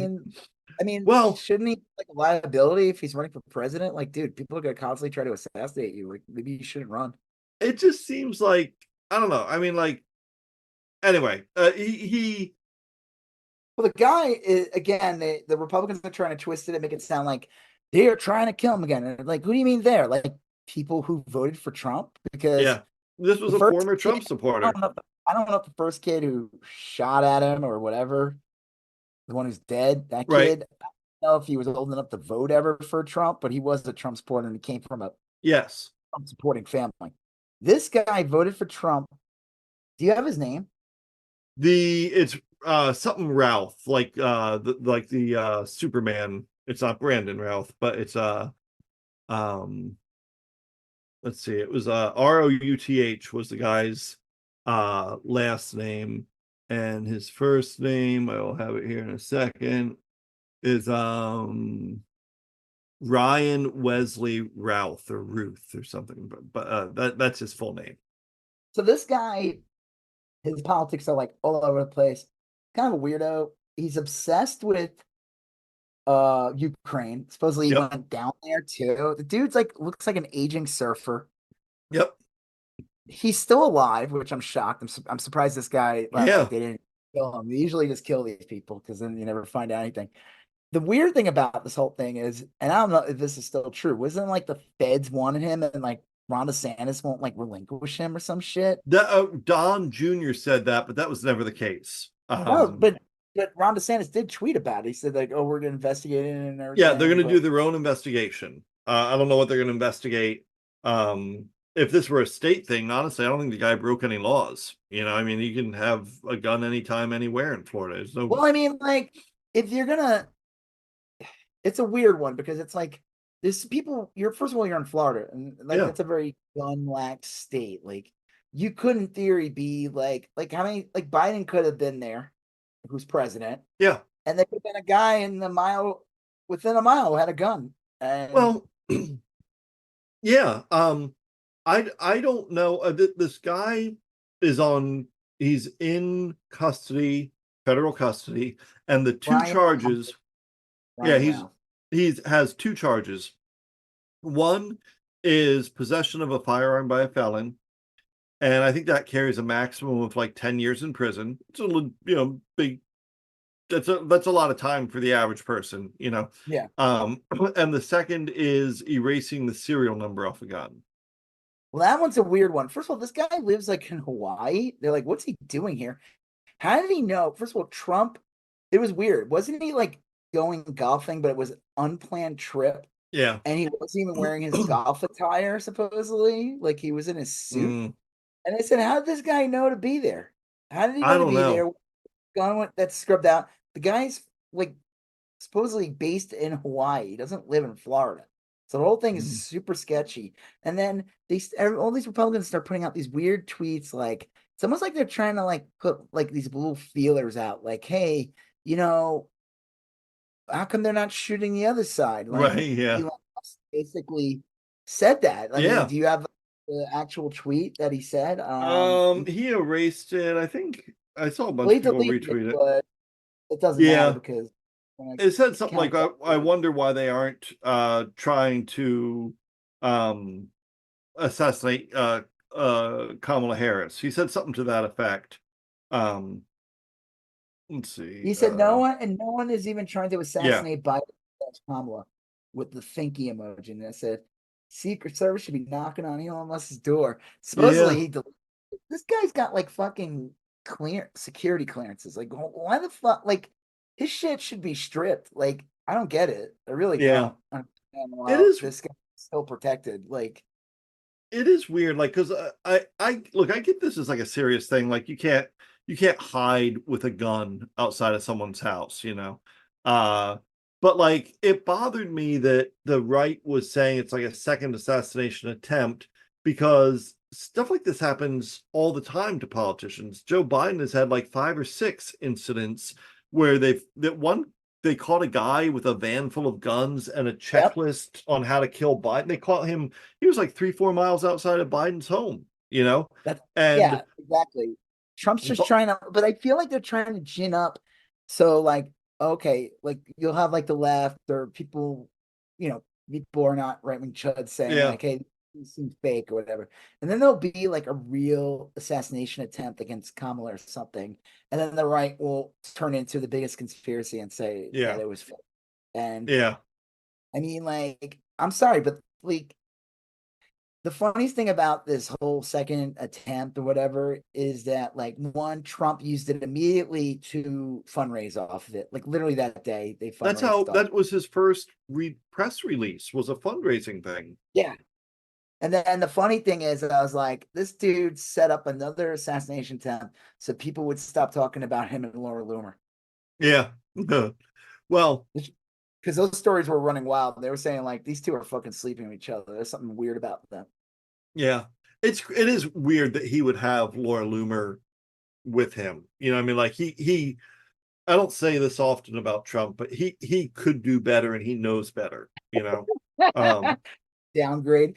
Yeah, I mean, whatever. I mean, he's no fucking prize himself, but there's a lot of like reasonably well put together dipshits he could choose from, and Laura Loomer's just like, I don't even understand how this woman, like, first of all, she's only like 31 years old. Yeah, that means since like Trump got into politics, she was like in her early 20s. Like when been around for years, and people talk about this. I'm like, why? And I wrote like, why is she a thing? Why? I don't get it. Like, how did she end up in Trump's orbit? Like, she's like this. She's had 2 failed congressional runs, 2 massive failures. She has no influence whatsoever. But for some reason, she's like in Trump's orbit.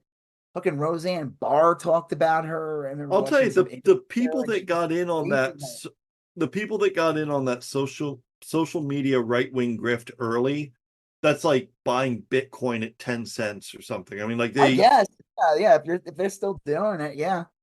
But she's like an outrage generator. I mean, she's fucking racist, massive racist. My favorite thing was yeah. Marjorie Taylor Greene. We talked about this last week. Her coming out, oh, we don't do that in America. And people are like, are you fucking Yeah, kidding? right. Like, That's what's going on here? It's like when Cartman shows up at Kyle's house with a nice sweater, thinking that like Kyle thinks he's nice or something. right, right, right. Because you're wearing a Yeah, nice sweater doesn't mean like you're a good person now. right. Supposedly she did some other weird thing where she was arguing that Mike Johnson better not shut the government down. Oh, really? Mm. Because there's talks about them shutting the Yeah, government oh, down yeah, again. yeah. Real And like, Trump wants it. Trump, that's the other insane thing. And this is something that like the Kamala campaign and even Biden should be coming at and saying, like, you got a guy running for president who wants to shut down the government. Like, that's crazy. it is bananas. Like, people don't get paid, services don't happen. Like, why would you vote for this lunatic who's trying to prevent things from like functioning? Yeah. It's mostly like Mike Johnson was like freaking out because he doesn't want the government to shut down, but he was getting pressured by Trump to shut the government down. Mm. That's why I found it interesting. And Marjorie Taylor Greene was like saying that Mike Johnson better not shut it down. I was like, what's going on? Does she have like is her congressional seat like not as safe as it I was don't. last time or I'll something? bet you it's as safe as it ever was. I legitimately think she. Like, we've talked about this before. How she's kind of like smart enough to. She's smarter than Boebert. Boebert's just like a Oh fucking yeah, moron. no, I have said she's 100 times smarter than Bobert. Yeah, Bobert is I think. a just I think an idiot. Marjorie Taylor Greene woke up one morning and realized like I could go legit, if I could just not be a piece of shit for 10 minutes. And then she found the wherewithal not to be a piece of shit for 10 minutes. I think honestly, if she came out, she'll never do it, and said like, yeah, I shouldn't have fucking chased David Hogg down. That was a I shitty should thing to. have placed those pipe bombs down before Right. January 6th. That was me. Yeah. My bad. You forgive me? Is that a Right. crime? Oh, wait, that's a crime to do that? I shouldn't have tried to cook those Fraggles when they got into my radish Yeah. garden. Yeah. I think if she did something like that, she probably could make a legitimate go at mainstream politics. Yeah, I don't think she'll ever do that, but like I think she had like a not like a genuine change of heart or anything, but a genuine change Maybe of grift. maybe she's getting oxygen to her brain. Could be. Maybe Zangief told her that guy that she sleeps with that dresses up as Yeah, Zangief. Like right. Marjorie, it's me, Zangief. I want to tell you something. You're gone too far. You need to become more that. You need to be more human, more empathy. Well, think about it. I'm Think Zangief. think that you I'm were the pilot drive you now for an hour and a half. think that you were like some random redneck shithead for most of your adult life. All you knew was a steady diet of Not a OAN redneck news and shithead. She's like a fucking trust fund baby. but just think that that was your whole life is like the lazy right-wing media, and then you get to Washington, and let's say you're smart enough to listen every 10 minutes or so, and you go to some like confidential briefings, and you start learning, and you're like, wait a minute, the world is a little different than I thought. Oh, Well, I see now why we would do that. Like maybe maybe she she also is like, maybe it's not a good idea for, if Republicans want to stay in power and continue to do shitty things. Maybe it'd be best not to shut the government down yeah, I during the think election. she's still a garbage person, but like maybe she's like a similar version to that kid of the Ku Klux Klan Grand Dragon who went to school and like realized I Yeah, like I'm, yeah, I'm like I don't think that's fuck. gonna happen. I don't either, but like anyway. I don't. Yeah. Well, regardless, yeah, Yeah, she's been rejected by Trump too much now that she's gonna like flip and become like the next AOC, like right. just out of spite. Like she's gonna start talking about like unions, how important Right, they are. walking the picket line. This is Yeah, signs yeah. of And like, yeah, $20 an like just hour. out of spite because he chose Laura Loomer over her, so Mm. she's gonna be like, "I'll show you." I'll You tell know you, what? man. My best friend is Elon Omar. And she just says all the Right, names wrong. She's trying. She right. says it wrong, and it sounds offensive. Rashida Tlaib is my I friend now, and that yeah. IOC is my The like. International Olympic Committee. The International. Um, the IOC. Yeah. That we'll see where this Yeah. babyface turn by Marjorie Taylor Greene goes. You know what babyface means? Yeah. Heel In turn. wrestling, yeah. Babyface. Yeah, we'll see where this goes. We'll see how far it goes. I don't think it'll go further, but well, I think you're right. I think that they seized on the assassination. They still think that the assassination attempt is like a winning message for them. I've always thought, even when Trump was shot at and had that like really inspiring photo of him taken, I still think people don't people don't like that. People don't like a candidate who's getting shot at. You know, I mean, it's just, it reminds them that like, oh, you're a fucking piece of chaos. I like candidates that don't get shot at. Well, yeah, I mean, like seriously, like no one wants someone shot and stuff like that, but like, well, we were talking about this. We were talking about this before the podcast. Like, there's a thin line between sympathy and like revulsion, right? And like, if someone, if someone gets shot at, like, oh my god, that's terrible. But like, if then that's all they fucking talk about, and they're like constantly talking about like the time they almost got shot, and you're just like, dude, you're fucking chaotic. I don't. That's what bad are you news. what are you gonna do to like? I mean, it sucks, man. But like, we get back to the issues, or like, right? And I'll tell you, maybe now that I'm thinking about it, you talk about violent shit all the time, and maybe that's why you attract violent shit. Like maybe, but he also is the same guy. Him and JD Vance basically said it too. But he said, "Get to people with school shootings." Trump literally said, "Get over it." Yeah. JD Vance said, "No, it's just a fact of life." No, Trump said that. Yeah. JD Vance said it's a fact of life, and Trump said, "Get over it." Literally, I mean, JD Vance, I would say that's fucked up, but Trump saying "get over it" is so fucking egregious and disgusting. And like all the right-wing commentators were immediately, how did someone get so close to Trump with a gun? It's Florida. You made it the law that anyone can carry a gun anytime, anywhere. That's how that happened. This blew up on fucking Threads. This is the one. I'm still getting people leaving comments. It's crazy. It said, oh, Trump saying 0-2. Like, supposedly that's fake or something. Of Trump. I thought he was talking about his popular vote counts. Yeah, 0-2. Trump. Yeah, here was what said. This one blew up on Threads. It has almost 7,000 likes, and it says Trump ended rule to block mentally ill from getting guns. And I wrote, who would have thought this would backfire? Yeah, a little bit of a. And I didn't think about that when I did that. But backfire, all these people were like trying to defend it and come up. They always got their little bullshit thing, like. My favorite, this one guy left the most insane comment. I gotta see if I can find it.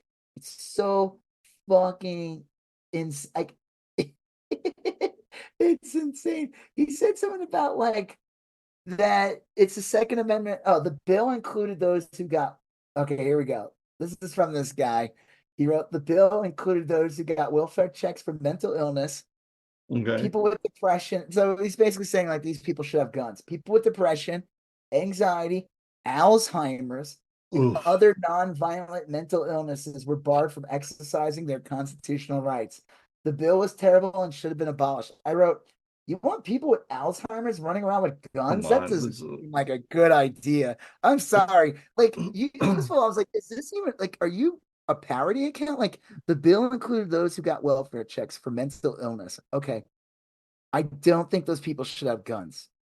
People with depression should not have guns, not because they're gonna even like kill people because of depression, but because they'll probably kill themselves with it. Yeah. Anxiety. The person who's suffering from anxiety probably should not have access to firearms. Yeah. And I will say Alzheimer's is definitely, or dementia. Definitely, yeah, come on. Not like you could have some guy who thinks that like some guy who fought in the war like 30 years ago and he's like out now, like thinks you're like the fucking enemy, like he has PTSD and Alzheimer's. No, that fucker should not have access to weapons. Yeah, this is I was like, I couldn't. I'm like, is this a parody? Is this a joke? But I just Like, don't. I don't know what they. One of the funniest tweets I saw was that they wondered if the Democrats were going to wear AK-47 lapel pins the next day, like the I mean, Republicans handed them out after a school shooting. They all wore these yeah, yeah, they AK-47 pins. have fucking AR-15 pins under It's like the just American AR for 15. I mean, fucking tasty gross. it's just weird. Like in Florida, if you are in Florida and you walk around in public, or even like on your own property within the view of the public, people can walk up to you with guns. I mean, that's just the way it is. That's the way it is in a lot of states now. I mean, Yeah. how are you gonna what are you gonna stop that? Like, are you gonna say, well, Trump is a gun-free zone? Like, then it begs the Well, question, this is like, the well, same people who NRA doesn't allow guns at their conventions. yeah, it's just I don't know, the whole thing's That's kind of weird. insane. The RNC didn't allow people with guns at their conventions, but we're No. supposed to allow guns in schools. And I say this, the whole argument now when it comes to like school shooting and all that, if you get some idiot that says like, oh, the teacher should have guns or like there should be those people, you just tell them to shut the fuck up. This is like you're not offering any ideas. Your ideas suck. Like Yeah. they've proven already to be failed ideas. Like no one should have access to these fucking type of weapons. Yeah. Like I said, the guy, I mean, we'll probably never know because that's how conspiracies are. But again, it would not shock me one bit if both of these assassination attempts were planned by the Trump campaign. Like they are both like this first one was way too like choreographed. Like I mean, Right. just like how they lifted him up, the fact that and the fake injury that the fake injury where he claims like his ear was blown off and it's like perfectly healed. I mean, like that's deranged. And then the second one just seems like this one was just cobbled together really quick. Like he's like, I don't want like probably Trump was like, I don't want to have another gun. I don't want to hear any bullets flying. I don't want to have a gun. He's like, no, we'll just have a guy in the vicinity. Yeah. That'll have a gun. And he's like, okay, I could do that. You know what I mean? This one like, seems legit, but it's like, again, it's just like, look, this stuff happens to Biden and Harris pretty regularly, and it's dealt with, and then they move on. But Trump is like making a big show of it. They're out to get me. He was selling a crypto coin recently. Did you see that? He launched a crypto coin in New York. And the funny thing is, people are like, "Oh, he's doing a campaign stop." He wasn't doing a campaign stop. He went to New York, business trip, push crypto. Yeah, like he was handing out like Like first of all, if you're the crypto, I mean, I don't know. I imagine most of these people were crypto freaks still, or definitely right wingers. Like, I think most of them are. They're at least anti-government. That's why they have crypto. Yeah. Did you see that libertarian guy make threats against Kamala or something like that? From New Hampshire. Yeah. Whatever happened to him? Did they? I don't know. They did come to his house, and he's like, there was a video that came out, and him saying like, I don't have to talk to you or anything like that. He told him to like leave, get the fuck out or whatever. But we'll see. That guy is a shithead. I mean, he basically did. I don't know if I have the tweet, but he basically said that she should be like, yeah. He said like anybody murdering her would be doing the country a favor or something like that. It was like really gross. Yeah. Yeah, like I don't know. It is gross, but like yeah. I retweeted one of the things he said, or I thought he said, and I was like, Secret Service should check this guy out. And then I didn't realize it. I retweeted the retweet, and the guy who wrote the original tweet commented like, "Nope, that was me." And I was like, "Oh, okay, my bad." He's like, "No, it happens to me all the time." And then I was like, "Well, I can take it down, if you think there's any confusion." He's like, "Oh no, I do this all the time." It was like this oddly cordial conversation between what's clearly like an insane terrorist or something like. Oh, that's weird. Yeah, I was just like going back and forth and like, hey, I can take it down. Anyway, it was just like, it was kind of funny because it was like, he was like really polite. He was like, the guy was making threats against Kamala Harris, but he's a nice guy. He was very reasonable. I was like, okay, yeah, very reasonable. But the guy who was making death threats to the president was a very reasonable wonderful person, and I think you guys should go. Aside from the whole death threat thing, yeah. So, Hear him out. He's got ideas. He's got mm. things. Well, Like I said, this okay. guy.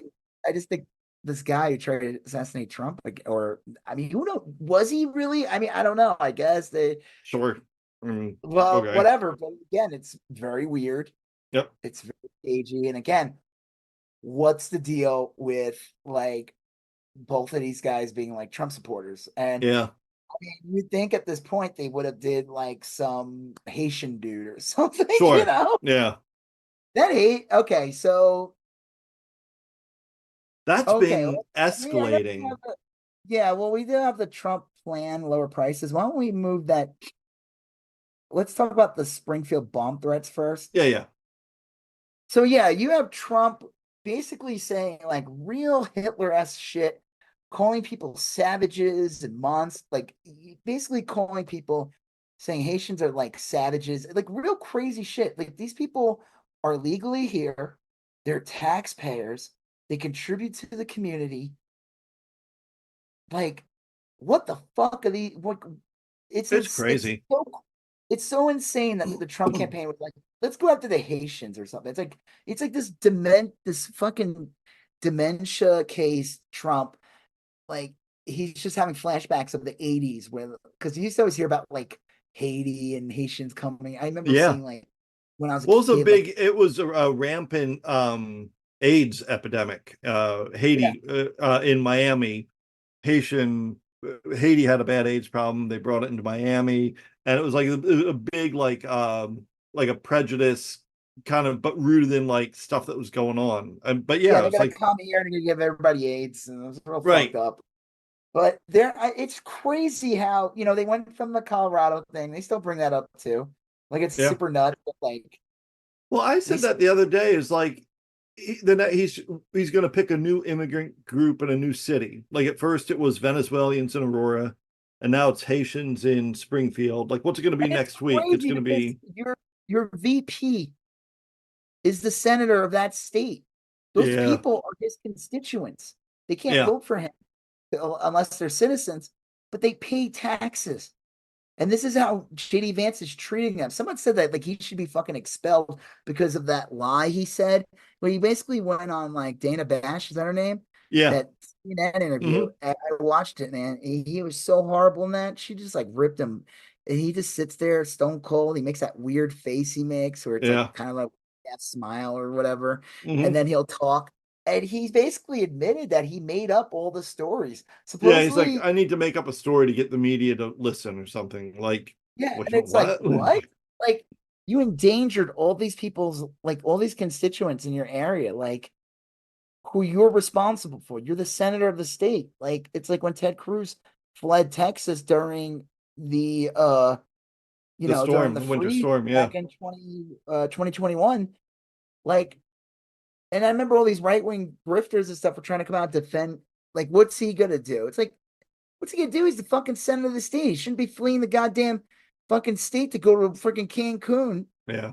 I mean, fuck, if he went to Washington, that'd be something, because then he could at least give us the idea that maybe he's doing his job. Right. He was in DC, but he's getting on a fucking plane going to Cancun. It's like, what the fuck? But it is crazy though.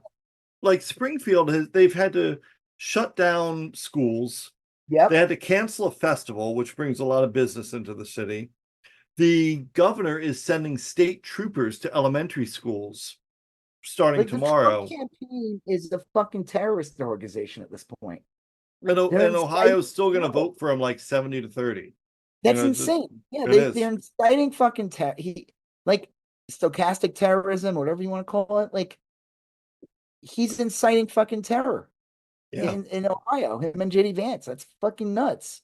Like, I don't know. Well, I wish the Kamala campaign. I mean, I don't know if I'm seeing it. Maybe I'm missing it, but I wish they would come out against and saying like you don't even have to say you support Haiti or anything like that. You can just say like these are people who contribute to they pay taxes. Like, what the fuck are you doing? They've taken like an interesting approach that seems to be working. I don't know if I would do it this way, but I was listening to the radio on the way. I was out doing some stuff this afternoon, and I guess Sarah Sanders last night, said like Oh, some Sarah really Huckabee Sanders. She said some nasty shit about Kamala about like how she didn't have kids or right. something. She And said she's not a real mother, so blah blah. And a lot of like pretty shitty Republicans today came out and said this is wrong. There's this one guy who's always on CNN. It's not Scott Jennings, it's this other guy who's also shitty. But he came out and he was like, my mom was was a stepmom. You know, I never knew my real mom. All I ever knew was my stepmom, and I wouldn't be here today without her. And a lot of like really shitty Republicans that normally have very shitty opinions were all like stepmoms are like heroes. You know, this is a bad they idea. You should not be attacking her for this. This is like right. the shit So that they said could really backfire. yeah, and someone said like, should Kamala Harris respond to that? And one of her surrogates, one of Kamala Harris's campaign people, was like, "That's not really what we're doing. We're going out there and trying to like say what we're for and this and that and whatever." And look, I disagree. I'd hammer him on it, but Well, I Kamala like the Harris is way doing she's doing I well in like the the way polls. Harris handled when she did that interview with Dan Bash or whatever, and they brought up Yes, yeah, Trump saying she wasn't black or whatever, and she's like, "I'm not even gonna fucking right. like this is what he does. He divides people." And she kind of did the same tactic kind of during the debate where she said, "This is what he does. He's a Yeah, racist. he divides Basically, people. divides people. That's what he tries to do here." Yeah. And I don't do that. Like this guy wants to divide us, and you can flat out say he's a racist piece of garbage. But no, yeah, I'm glad that that guy said that. I mean, and you said he is a full on like Trump supporter. This guy, Oh, right? he's a He's not. big Trump. Like There's like all the never other Trumper. six. Yeah, he's a big Trump apologist, and a lot of them. There's a woman on the radio too. I didn't catch her name, and obviously I didn't see her. Uh, but these are people that are like really crappy MAGA people, and even they knew like what it. A lot of them were just like, I don't know what she was thinking. Like clearly, Yeah. there's a lot of stepmoms out there. Like it just, I mean, Yes, like and a lot of them are Republicans too. yeah, Like right, they, and t- combine that with like Republicans not wanting to cover birth control or having some IVF type of stuff, and then like targeting women that can't have kids. I mean, like that's real shitty. Like again, it's I mean, like that's like this is their next level shitty. And this well, is their Sarah Sanders strategy. I is just think like they know that they don't have to win the majority to win the election. That's the scary part yeah, about it. Republicans do not have to win. Uh, when it comes to electoral college, they don't have to have mass appeal. They don't have to appeal. They just have to get as many of their psychos out to vote. yeah. And for a lot of them, but I But like also think shit like this is what could stop that because they need women in like Wisconsin and Pennsylvania and stuff. I mean, they need those women. And if you well, tell women that like if you're not able to have a child naturally, you're not a good person. I mean, like that just seems like yeah, it's fucking that's a stupid. rough She's message. a piece of garbage. She's one She's of just, the that worst. whole Huckabee family is just like They're real trash. They're fucking awful. trash. Yeah. I feel bad for fucking Arkansas. You know what I mean? Like Yeah. Yeah. it's a shame. She'll probably win her reelection. She'll probably get Oh, I'm reelected. sure. Yeah. It's like it's such trash. But you know who other constituents Trump's gonna lose in the campaign? Hmm. The other day, Trump at one of his Okay. rallies announced Nikki Jam. Nikki Jam. Yeah. Well, he's like, oh, she's hot. Ooh, like he was going on this bizarre thing about Nikki Jam being this like hot woman, Yeah, and then Nikki Jam came out and he was like this dude. like Hispanic dude, like this big Hispanic dude, and Trump's like, oh, whoops. Well, I saw a thing that Nikki Jam has supposedly dropped his endorsement for I heard Trump. that. Yeah. I said like I told my wife that I think like this is probably like some of it's probably because of the machismo thing, and you got like the Sure. president basically like a beautiful woman. And he's like, "What the fuck," you know? But she thinks too, it's like just a huge. She said that she thinks it's like also like disrespectful. It's like you came out to like endorse him, like you're like affecting your. These aren't her words, or like, but you're like Yeah, yeah. you could be hurting your career. You know what I mean? For sure. Might be like, I'm not gonna fucking listen to your shit. You're supporting that garbage monster, Mm, you know? And then you go out there and he's like, thinks you're just some chick because he says right. that Nikki Jam is a woman's name. Yeah. He's It's so so funny. stupid. What a dumbass. Like, I mean, he's so fucking dumb. Trump, like, I'm shocked this guy was president for 4 years. He was asked like how he would bring the price of food down, and he said because he's of tariffs and like basically will be forced to buy American or something like that, and like there'll be less imported food that will bring the price down. And like it's like what? Like you were president for 4 years. That's not how that works. Are you Yeah. fucking That's kidding? even Go the to your local any supermarket. Most fruit and vegetables are like from like yeah. Ecuador. Like Even the underpants gnomes would have figured out the fault in that one. They would have been like, that does, underpants no? yeah, that doesn't lead to profit. Like that's. Oh, Remember what? the No. I yeah, the oh, premise. that was a South Park or Yeah, something? yeah. Okay. They had like a 3-step plan. The first was to steal underpants, and then they weren't clear on the second step, but the third step was profit. And but like it just doesn't make Yeah. any sense. Like rate if you put a tax on something, that eventually works its way to the consumer 100% of Yeah. the time. You know, Yeah. and I can't and believe the only yeah. reason you would put a tax on something is if you want people to buy less of a thing, like cigarettes or alcohol or whatever. You put a big tax on it Right. It's a to deterrent to get discourage. people from Yeah, buying a disgusting, dangerous thing. right. And it's usually pretty effective. I mean, like you can argue whether or not it's fair, but it's Yeah, I effective. don't want, yeah, I don't less smoke in my fucking face Yeah, every day now. you That know. Honestly, I smoked cigarettes for probably like 10 years from the age of like 20 to 30, basically. so weird that you got into it at that age. Most I people know like it's right. it's like junior high, and then Yeah. you get it, and it's like So from like 20 to 30, I smoked cigarettes, and I quit primarily because they went up to like $4 a pack. yeah, all those cigarette smokers in my school. I think about how disgusting that was. Like Uh, there's so many. Yeah, I never smoked in high school, and then I went to college and I started hanging around a lot of people who smoked, and then I I do. had what I socially smoked at like nightclubs and stuff for a little bit, and then I got addicted. That was that. Sounds I mean, like yeah. I mean, it was that simple. One morning I woke up and I wanted a cigarette, and I was like, "Oh fuck!" I think I see what's going on here. Like, But I mean, um, like it's such yeah, like the taxes and shit. It's like that makes sense, you know. But like basic food, basic needs, like they said, like Kamala campaign came out and said, like Trump is going to raise your cost of living by $6,000 with his tariffs. Like yeah, $6,000 a year now will go toward you.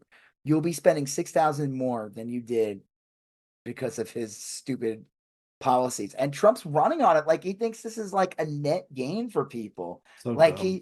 it's so moronic. And I can't believe that Republicans are even like sitting there thinking that's a good idea too. The Like, bigger mystery to me is that people would hear him say something like that and think he'd actually do it.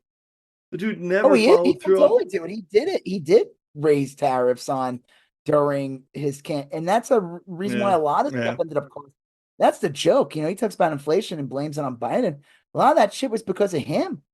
He that's did raise crazy. tariffs. He caught like I said, I remember a company I used to work for. All those people, the salespeople, like freaking the fuck out because all the goods they would get went up because of Trump's tariffs. He thinks Mm, he's trying to do this extreme right wing thing, thinking like, oh, this will force the hand, bring manufacturing back into the United States. And it's like it's not going to happen like that. It's not going to happen right away like that. This has been going on for yeah, decades. These factories, these like businesses, they've been established now for years, and you're not gonna like all of a sudden like, oh, those buttons I used to get in right. like Asia, I'm gonna get them now in Kansas. Like that's not gonna fucking happen. Mm, And guess what? The joke is, in Kansas, it's probably gonna cost you more to get them than it yeah. would in Malaysia. There's a reason why people went to these like countries and Well, shit, and had don't, I things mean, made there. don't think for a minute too that like if you put a tax on Chinese goods coming in here, they might put a tax on our goods going there. I mean, like Yeah, it's exactly. it also goes both ways. So Yeah, it's exactly. just stupid. I mean, It's very stupid. He thinks that it's like, no, they'll just raise the price. They'll be like, oh, okay, yeah, well, we're not going to pay this tax. We're just going to raise the price, and they'll pay for the tax. yeah, And you guys are it's morons. moronic. But the thing about the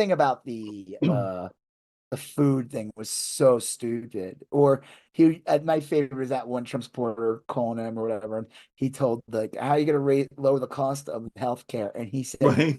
"Oh, baby drill." And it's like, what? Yeah, it's Like, first of all, the crazy. United States produces so much energy now. How come that hasn't brought the price of Yeah, health? That's so stupid. This makes man no like has sense. no Like just a business. slogan. This man has no fucking business being president. Like on so many levels, just that Yeah. debate, the way he acted in that debate, how Well, he did, like, they say that like I know this is kind of maybe we should push this up to here. They say after that debate, Kamala Harris started doing really well in the polls, and most people say that prior to the debate, the independent voters, people that are kind of like go back and forth, were leaning towards Trump, but after the debate, they all broke towards Kamala. yeah, I don't understand And how you could have watched the debate and left it going, oh yeah, that guy, he seems like he has his shit together. He seems that's the guy I want running the fucking country, right, I yeah, don't get it. Unless you're a fucking diehard, a Trump diehard, right, which is fine, at least admit it or something. But I'm talking about your so-called undecided voter, like who usually just work on vibes because they don't right, magical unicorns. I'm like, how could you not be decided at this point? That's deranged. Like you just want mm, attention or something. yeah, But like, I don't. How could you watch that debate and leave going, oh yeah, that guy. yeah. That He guy. knows what he's doing. Yeah, like the guy thinks that who screamed they're eating cats and dogs in He's so Springfield. stupid. Yeah. Sounded like a bit that Mr. Burns was gonna sing in the Simpsons cartoon, like they're eating your dogs and they're eating cats. Yeah. Like, like what the fuck? Well, it is Like, remarkable. Homer, they're not eating Oh, dogs. I don't know. Santa's Like, little helper. yeah, Santa's little help. The camera goes to him. Bart's like, oh, I hope they don't eat you. Marge is like, they're not eating him. Snowball too. I love that. Isn't there like Snowball 3 or something? Yeah. I love multiple cat. They should have like Snowball 30 at this point, Yeah. Every season it's a different Snowball. It's the same Mhm. cat drawing. Well, oof, I don't know. Again, I I don't know how you could leave that debate and be like, oh yeah, that's the guy. He's the one who's going to deliver. well, I'll tell you, there aren't He's the that many days left before the election, you know? what? There aren't that many days left before the election.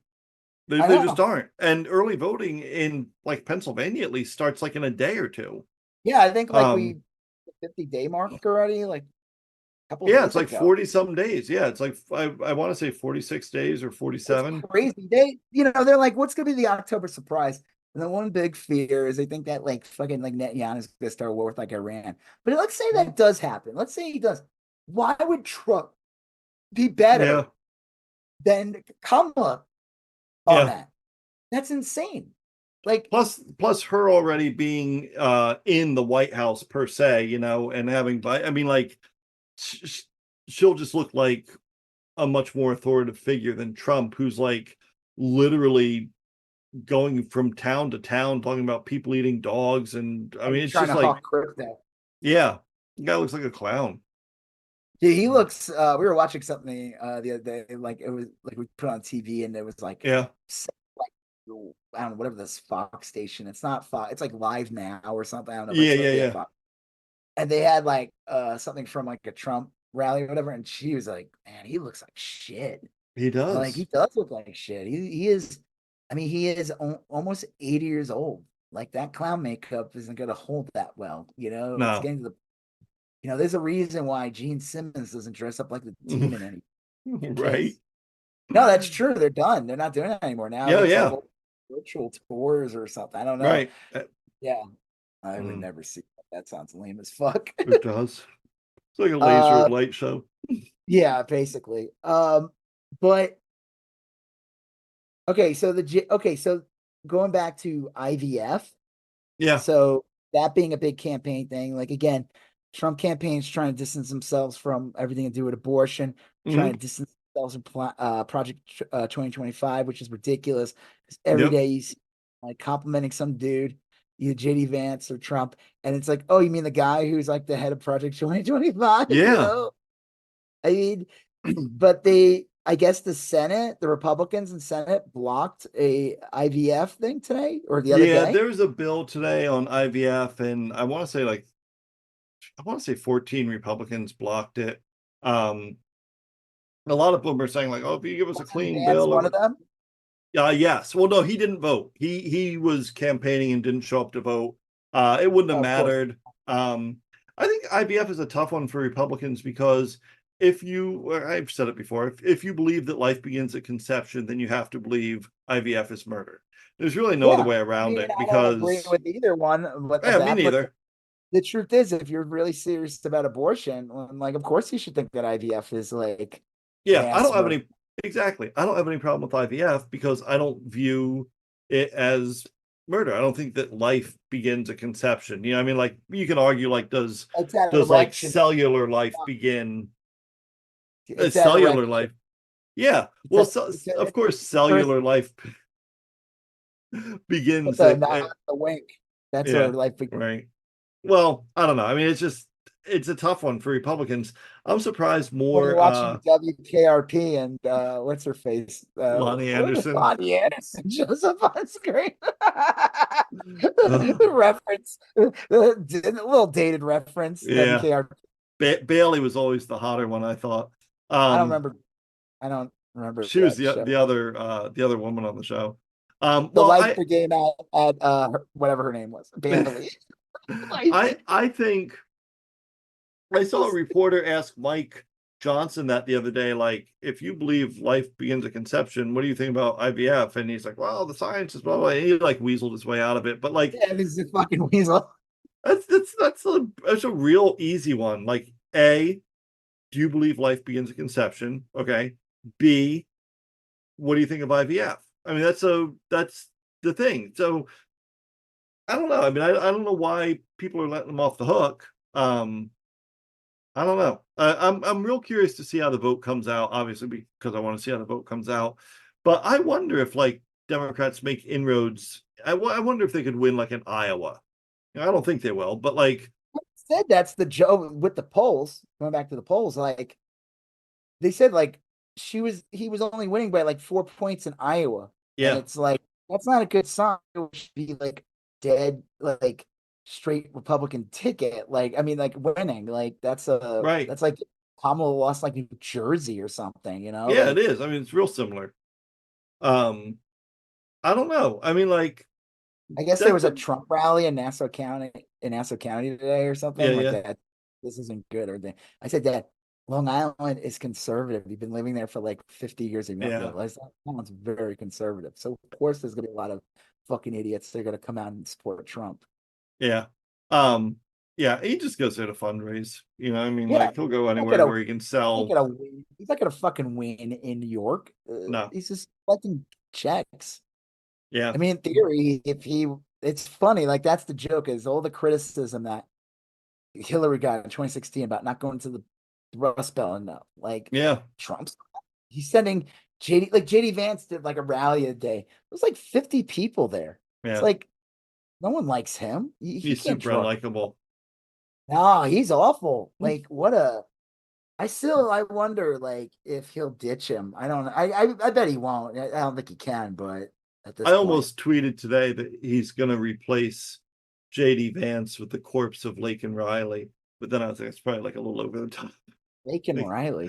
That's the woman who was like killed by the they always bring her up, like, say her name. You know, she was killed by Oh, quote illegal yeah, immigrant to one. that's poor taste, Joseph. But Yeah, yeah, that's why I didn't tweet it. I was like, that's a I little was over the thinking of top. that stupid swimmer who like came in Oh, and like went yeah, what's her shit, went name? nuts, turned into a griff. Riley That's something. Riley Gaines. Yeah, she like Yeah, it was a swimming thing, and she came in fifth place. And because there was a trans woman in there who didn't even yeah. win one, so Leah Thomas. yeah, she wasn't even like in the top either. And Riley Gates like lost it and like became a Yeah. huge character. I thought you were saying her. I was like, Nah, ew, that she's doesn't make any sense. Well, I my favorite thing about the last debate too was how uh this was like the death knell for like Tulsi Gabbard's like usefulness because yeah, everyone was talking about like how she was the one coaching him, and it was like, I nice mean, work. yeah, good job. I'm curious, like, did you really do any? I like, I'm curious, like, did anyone coach him? I mean, did anyone really do Man, anything? these He didn't seem people, very coached. they are so something that Nate Silver, who I have a lot of problems with, but he said something real smart the other day. He said, Makes sense, sucks, but yeah, well, good. he said this campaign is about which team is more online, and the team that is less online is going to win. And he said it better, but he was basically saying like the Trump team, they live online. They think everyone is focused on what is happening in That's Twitter. how You Elon know, Musk is too. With his yeah, little tweet that got him in trouble. He then came back and his thing was, well, imagine like a group of friends were talking. You're taking this out of context. And I was like, right. What are you, like, fucking 5 years old? Didn't you ever learn that, like, this is a guy who's a head of companies. He yeah, said, like, your words are measured. You want contracts. You want to make $1 billion deals. And it's like how that guy should be removed from everything. That yeah. guy, I don't know. Um, okay, so yeah, so I'm trying to think where we are. Oh yeah, so yeah, Elon deleting the Harris tweet, coming up with lame excuses. So they were talking about how basically Twitter Mhm. is worth like nothing. Yeah, It's it's worth lost a lot of value. it's like worth fractions of what he paid for it. Right. The joke was even when he paid $44 billion, even then when he was It was buying it, still it was overvalued. Yeah. already it was way below. It was like when he offered the 44 billion initially, which he claimed was a joke at first, Right. like I think it might have been that, like you said, it was probably overvalued then, but by the time he bought it, it was already worth way less Yeah. when reality kicked in. So this guy, supposedly they said that like it's getting to the point where he might end up getting kicked out of his like companies, and that he might be forced to sell Twitter Right. because it's lost so much value. So one of the names that popped up was the I don't know if he's the Mavs owner anymore. What's his name? Mark Cuban. He sold his majority ownership in the Mavs. Oh, okay. So he's only worth, which is hysterical to say that he's only worth like $5 billion, which Yeah. is like that's more money than anyone should ever have. Right. Uh, But I would say that, they're like he's thinking about buying Twitter. And I would imagine that he wouldn't buy Twitter on his own. He would come in with a whole bunch of people. Right. Investors and And the stuff. Yeah. joke is, it's like, oh, he won't be able to buy it because he's like, by the time Twitter's done, he'll probably get it for like pennies on the dollar. Yeah. Not Yeah. even penny on the dollar. You know what I mean? Like, Right. and I would imagine if someone like him or someone else bought it back, the first thing they should do on day one is, well, two things they do on day one. One, call it Twitter again, Yep. because that's the name of it. And Yeah. it was like, Everyone still calls it that. yeah, why didn't Elon just start his own company at that point called X? It's just fucking Right. dumb. And then kick the Nazis off Yeah. immediately. Scour the fucking site. Anyone that posts like positive images of Hitler or Mm-hmm. any of those weird, like, just Yeah. that's it. You remove those fucking accounts, and then you start sifting through and you find those other accounts that are basically Nazi adjacent too.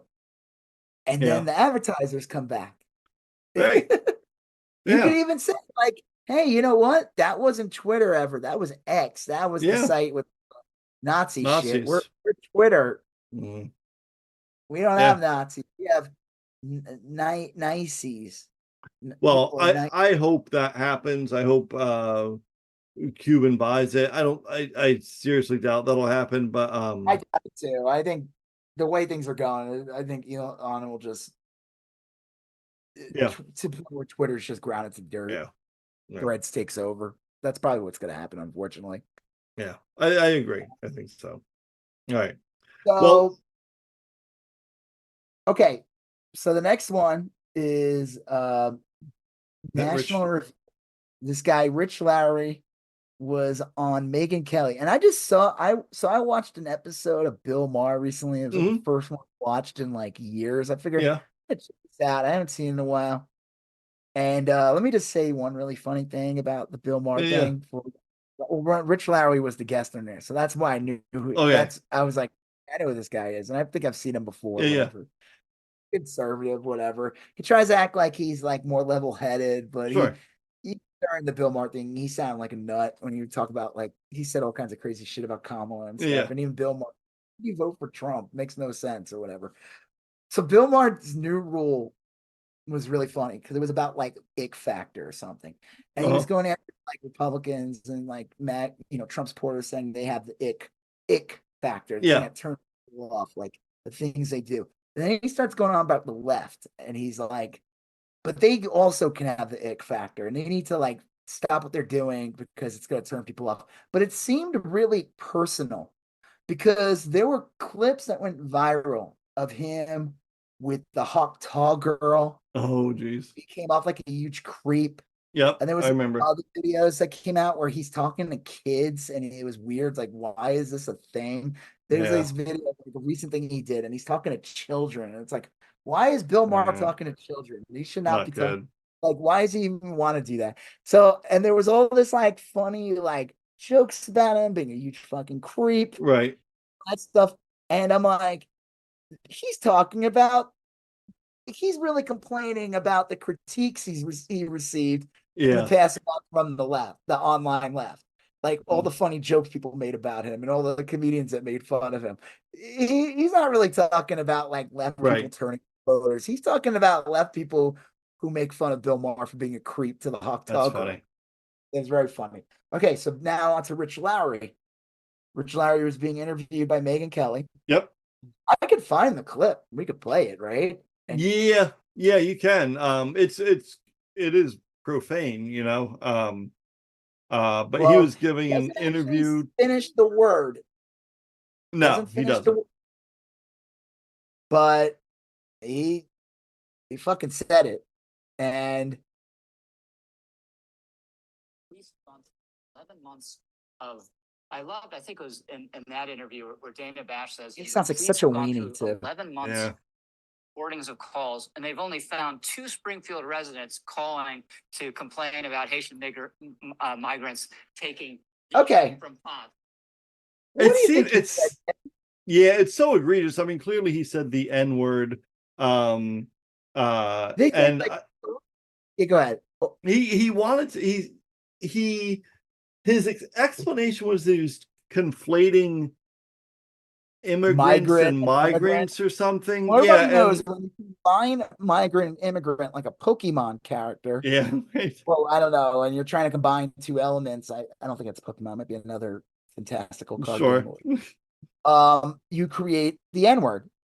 Yeah. Everybody when you say, it seemed like, it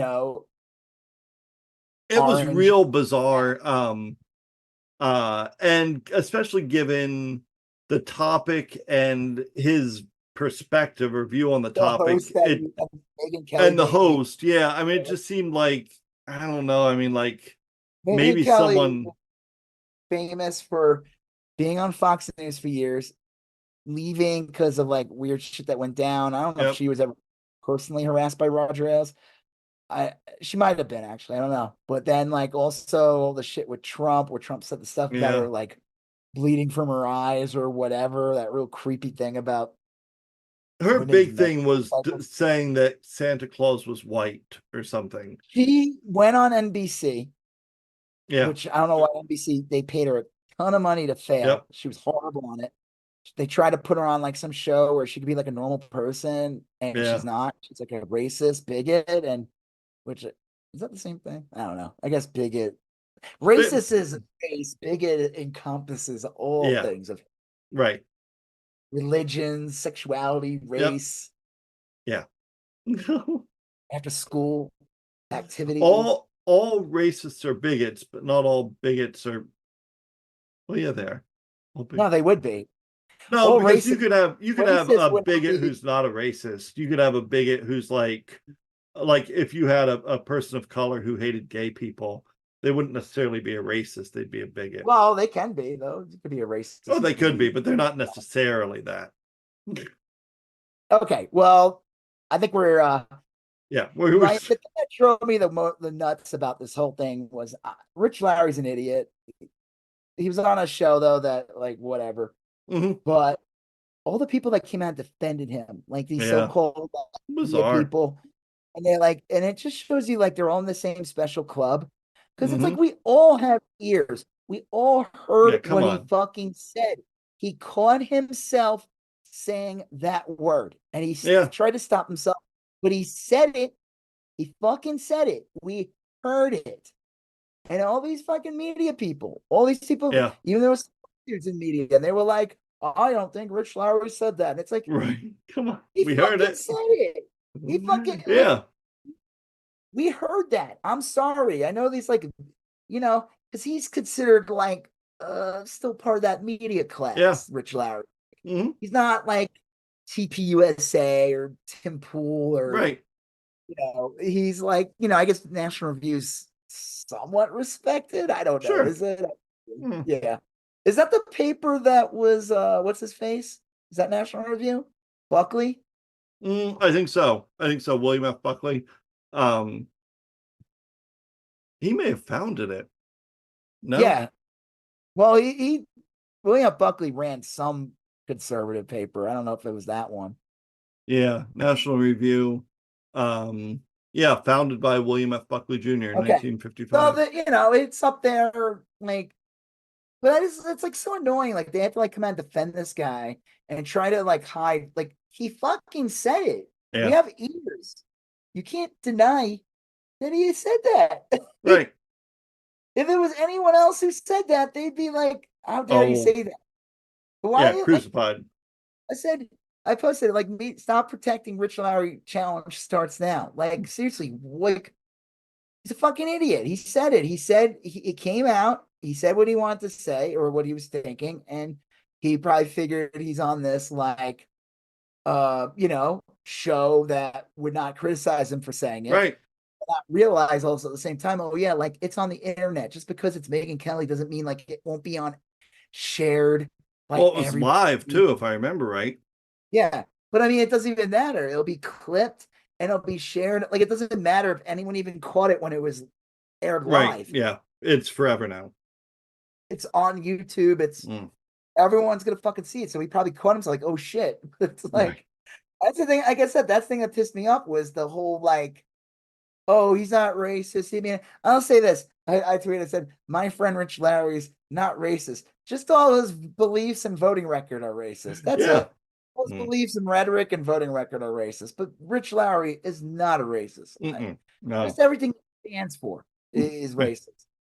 His economic policies are racist, but he's not racist. It's like those people say, like, I'm socially liberal but fiscally conservative. I like the correct terms. I'm socially liberal but fiscally racist. Yeah, right. Oof. Wow. Yeah. There's nothing really else to say about it. It was just kind of funny, but it was like, I just hate that, like getting gaslighted. He fucking said, like, he said, "Come on, we all heard it." Yeah. My wife didn't say, "Oh, you mean he tried saying immigrant?" No, she heard it and was like, "What the fuck?" Like, that's the reaction. That's the normal reaction because it's like, whoa. Oh, it's very noticeable. Yeah, it is. Yeah. So, well, I was just trying to combine superfragilalistical with another word, and of course, everybody knows when you combine those two words. Yeah. Okay. all right. So Jill Stein. Yeah, Jill Yeah, Stein. go ahead. She's awful. She's the thing, and you can talk about more about like the specific thing, but the thing that got me is that someone during one of her interviews last week, Was it Mehdi Hassan? I think I think it might have been Mehdi Hassan. I don't know. where he was like, "Why haven't you run for anything else?" Like, well, there's another thing about Putin where she refuses to outright say he's a war criminal, and then she would say, "Oh, is there a war criminal?" She could say that because the people who pay her, to be in the race don't care if she says that. That's an easy one to say. Israel's I mean, that's because they are, but but sure. Putin's a war criminal too, and she couldn't say it. She wasn't helping these allegations that are against her of being a fucking puppet of Putin. Yeah. Like her whole point of running is so stupid. The whole point is and I've heard this story back in 2000. If the Green Party can get a candidate and they get 5% of the vote, then that means the next time around they will get public funding. Sure. Okay. But what are you going to do with that public funding? Have you built your party up? Are the Green Party people running for Congress? Are they running for governor? Are they running for senator? Like That's what the interviewer said last week. Is like, why? All you ever do is run for president and you wind up being a spoiler. Like if you were really interested in influencing policy, you, Jill Stein, personally might have run for Congress, after the last. I think people need to understand she's worth millions of dollars. Yeah. She's worth like 50 million or something crazy. She has money invested in all the things that she claims she's against. Like, and again, it's like there's nothing appealing about this woman. No. You're gonna like throw away. She tells you she supports the Palestinians. She doesn't support the Palestinians. No, she does not give a fuck about them. But she would, she'll appeal to a very narrow band of people. Hopefully, not enough so as to influence the election. But that's her. And the thing about her that remember she did that bullshit recount thing after 2016. She's like, I want to do a recount and got a bunch of money. Yeah, guess what? There was no fucking recount. She just collected a ton of money from idiots who were like, who were like in shock that Trump won. Like people who were like in shock, and there were even people who voted for Hillary were like, "Oh yeah, let's help her out. Let's get this going. Maybe this will save things." And it went nowhere. And who knows where that money went? I mean, she's fucking horrible. First of all, the media shouldn't even give her any fucking attention. Personally, like you don't have to. You don't have to give her any attention. You don't have to, like you can make fun of her. Or she polls at like 1%. You don't owe her anything. Yeah, but that's enough that's enough. It's such a tight election that. It's enough to affect it for sure. I just think like the people who vote for her are just selfish people. You're selfish. I mean, like, listen, it's your right to vote. And as an American, you have a right to vote for anyone you want. But like, if you care about like it's selfish, people, if you care about progressive causes in any way, and like you could say whatever you want about the Democrats being part of the war machine and all that. I mean, they are. I mean, they do have the White House and we do have the Pentagon, and our country has lots of international interests that involve military industrial complex. You're not going to change. Like what? Let's say Jill Stein gets into power. She has no allies. She has no political allies at all. Nothing. No plan. Nope. Well, yeah, that too. But on top of that, like nothing will get through. No policies will get through. Nothing will get through. Like, I remember like Hillary Clinton said that thing that pissed off Bernie supporters back in 2016. She said like, or maybe it was in 2020 or whatever. She said that something about how he doesn't have any like support or something outside of a few people. And it sounded shitty, but she was probably right in that like he probably won't be able to get things done because he does not have the support from other politicians that want to support him. But with her, there's probably no fucking. First of all, she's not going to win the fucking election. She's a fringe candidate, novelty candidate, and it's not even real.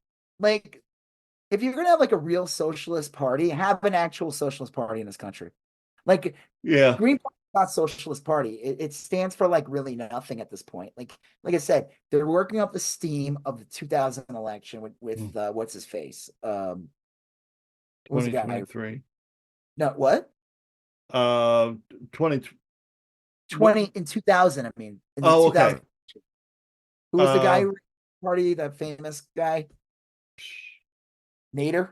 Ralph Nader. Yeah. Yeah, like it's still running on the steam of Ralph Nader, and it's like it's gone nowhere. They've done nothing to actually. They're just a spoiler party. It's a joke party, and the fact that like she can't even say something bad about Putin—that's insane. Why would that be an issue? That should be a non-issue. She should be like, the easy answer is, yep, yeah, he invaded a fucking sovereign nation and killed a ton of people. Yeah, he's a war criminal. Like, yeah, see that about him. So she fucking sucks. And the thing that pisses me off for people, again, like you said, yeah, it is selfish. It is an incredibly selfish thing to vote for her. You're basically saying to like anybody that believes in progressive causes, like you have no moral authority if you vote for her. You're not.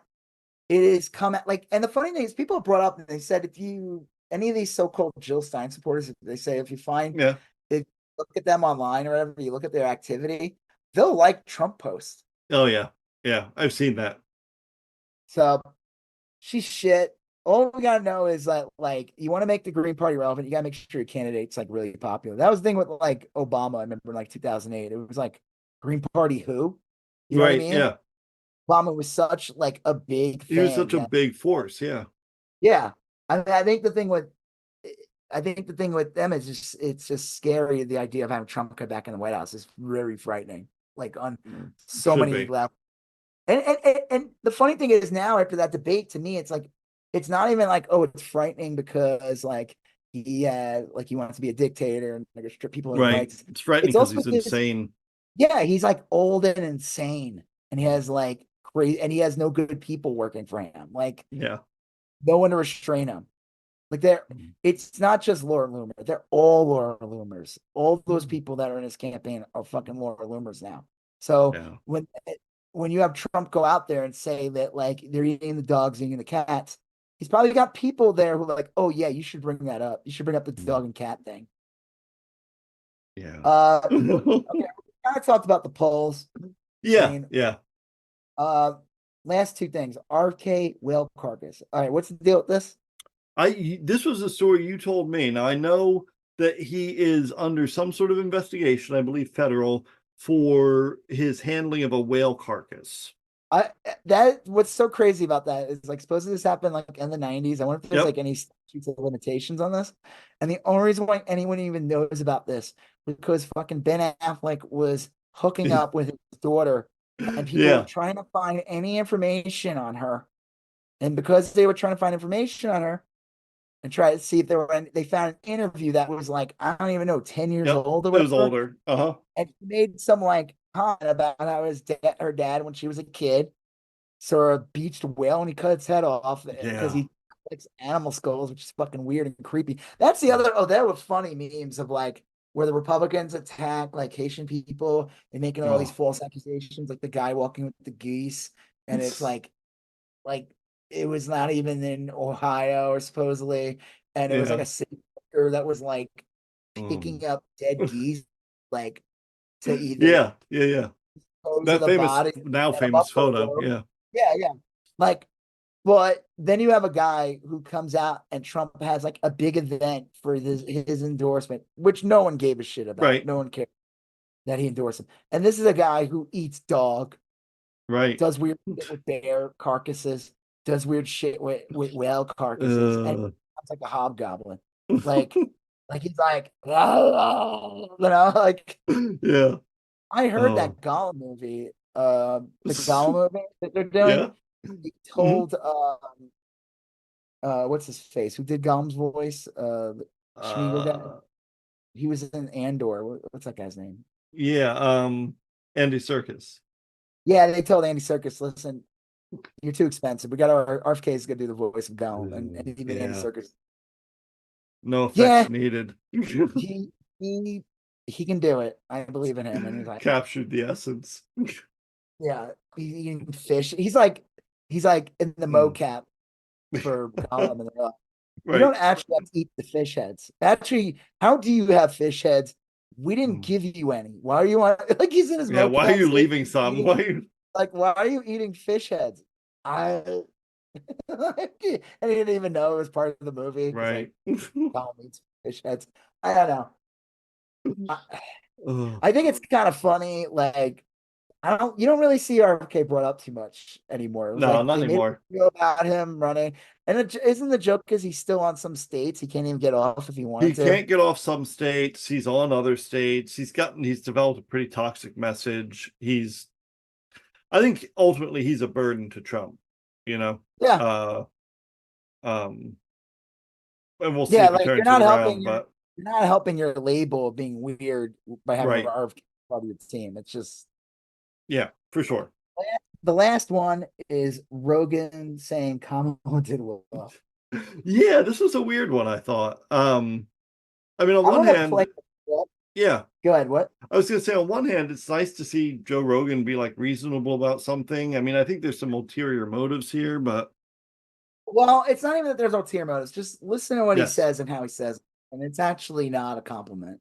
It's more conspiracies. Before I say anything, I just want to say, whoever's helping her, whoever's coaching her, whoever's the puppet master running the strings, you did a fucking amazing job. He did an amazing job from the moment Biden drops out, forcing Biden to drop out. Right, whatever they're doing, whoever's writing those speeches, getting her to deliver them, coaching her, she's nailing it. She nailed that one speech. She's like, "Say it to my face." She nailed it, dude. And then last night, to me, when I was like, "Oh my god, this is jujitsu," where she's like, "If you go to his rallies, his crowds are boring. They're tired. They all leave her. My crowds are the best crowds. I have the number one crowd." He couldn't help himself, and she got him. She baited him on that. She walked him right into it. 100%. Okay, I'm not gonna finish it. That debate Oh, wait, was no. not a difference in like who's going to have better policies, who's going to be better for the country. The difference in the debate, in my opinion, was who was better prepared. She was way better prepared. Yeah. And even when it came to answering tough questions, instead of answering, she would just say things that she believes. Yes, sure. And they sounded real good. Yeah, And that's the soundbite. that's called being a savvy politician. It's also called someone who's working with a team versus someone who's like, I don't need they said Trump. Okay. Well, it sounds a little better later on when he says she's working with a team because it's like, yeah, she has a team of people that help her and coach her, and she's also naturally gifted as an orator and knows how to speak and isn't insane and have rage tendencies and stuff like. But when he says that in the beginning, puppet master and like it's all conspiratorial. Like there's some like she there's can't this possibly be doing this herself. It's people around like her. she's just another puppet politician being pulled by some globalist agenda or whatever, while Trump, who's totally independent, not in bed with Peter Thiel or and Elon brilliant 3D chess. 3D.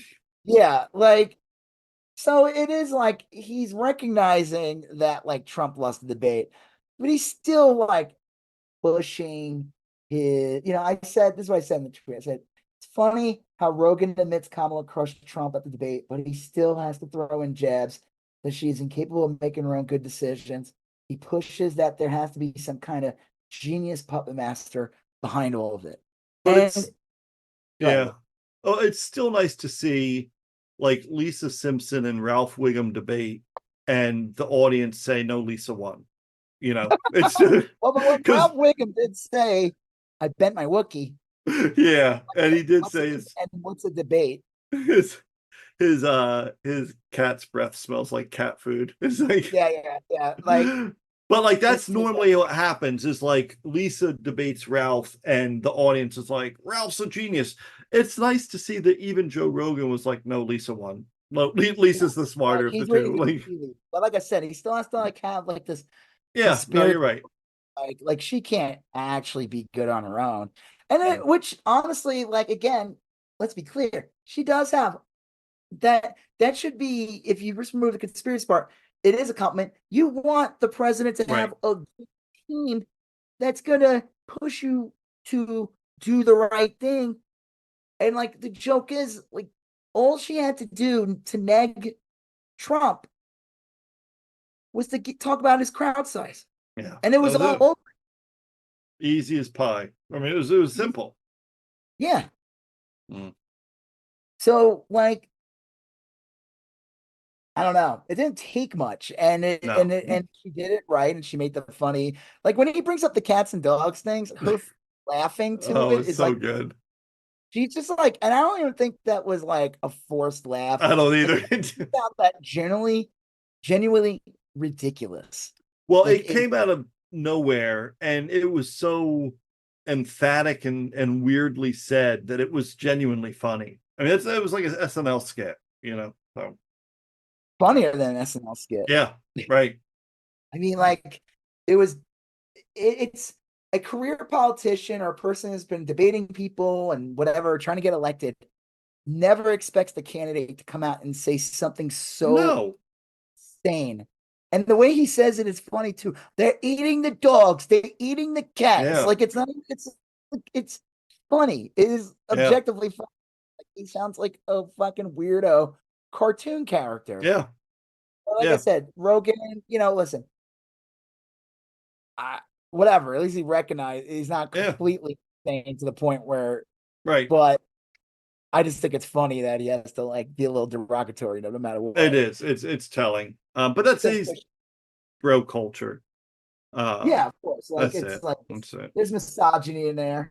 Yeah, like Andy Kindler responded to my tweet. He's a comedian. He wrote, "A broken misogynist is right twice a day. Rogan is still drenched in evil." And I said, people. I wrote back and said, people are giving Rogan too much credit here. Rogan's pushing that she's a puppet of some cabal that feeds her lines. Still pushes that Trump is this independent thinker when in fact he and Trump are both pawns of Peter Thiel and Elon Musk. Yeah. He picked JD Vance. Oh yeah. Not because he wanted to, but because Peter Thiel told him to. I mean, honestly, if you look at the current crop of Republicans, he probably was the easiest pick because it's like there isn't much there. People don't know much about him. Right. You're not going to pick someone like Ted Cruz or like, someone who's, I don't know. But Ted Cruz is like, I do agree. A lot of people said that he wanted to pick someone who would like be the next generation of MAGA. And that's what you were stuck with was JD Vance, because he was young enough. He didn't have the baggage of being Ted Cruz or Marco Rubio.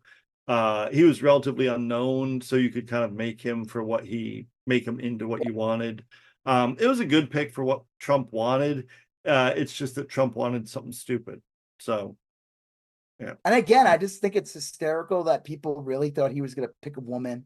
That he pick a woman of color, and it's like, no, he's not going to do that. He was not going to do that. He was never going to do that.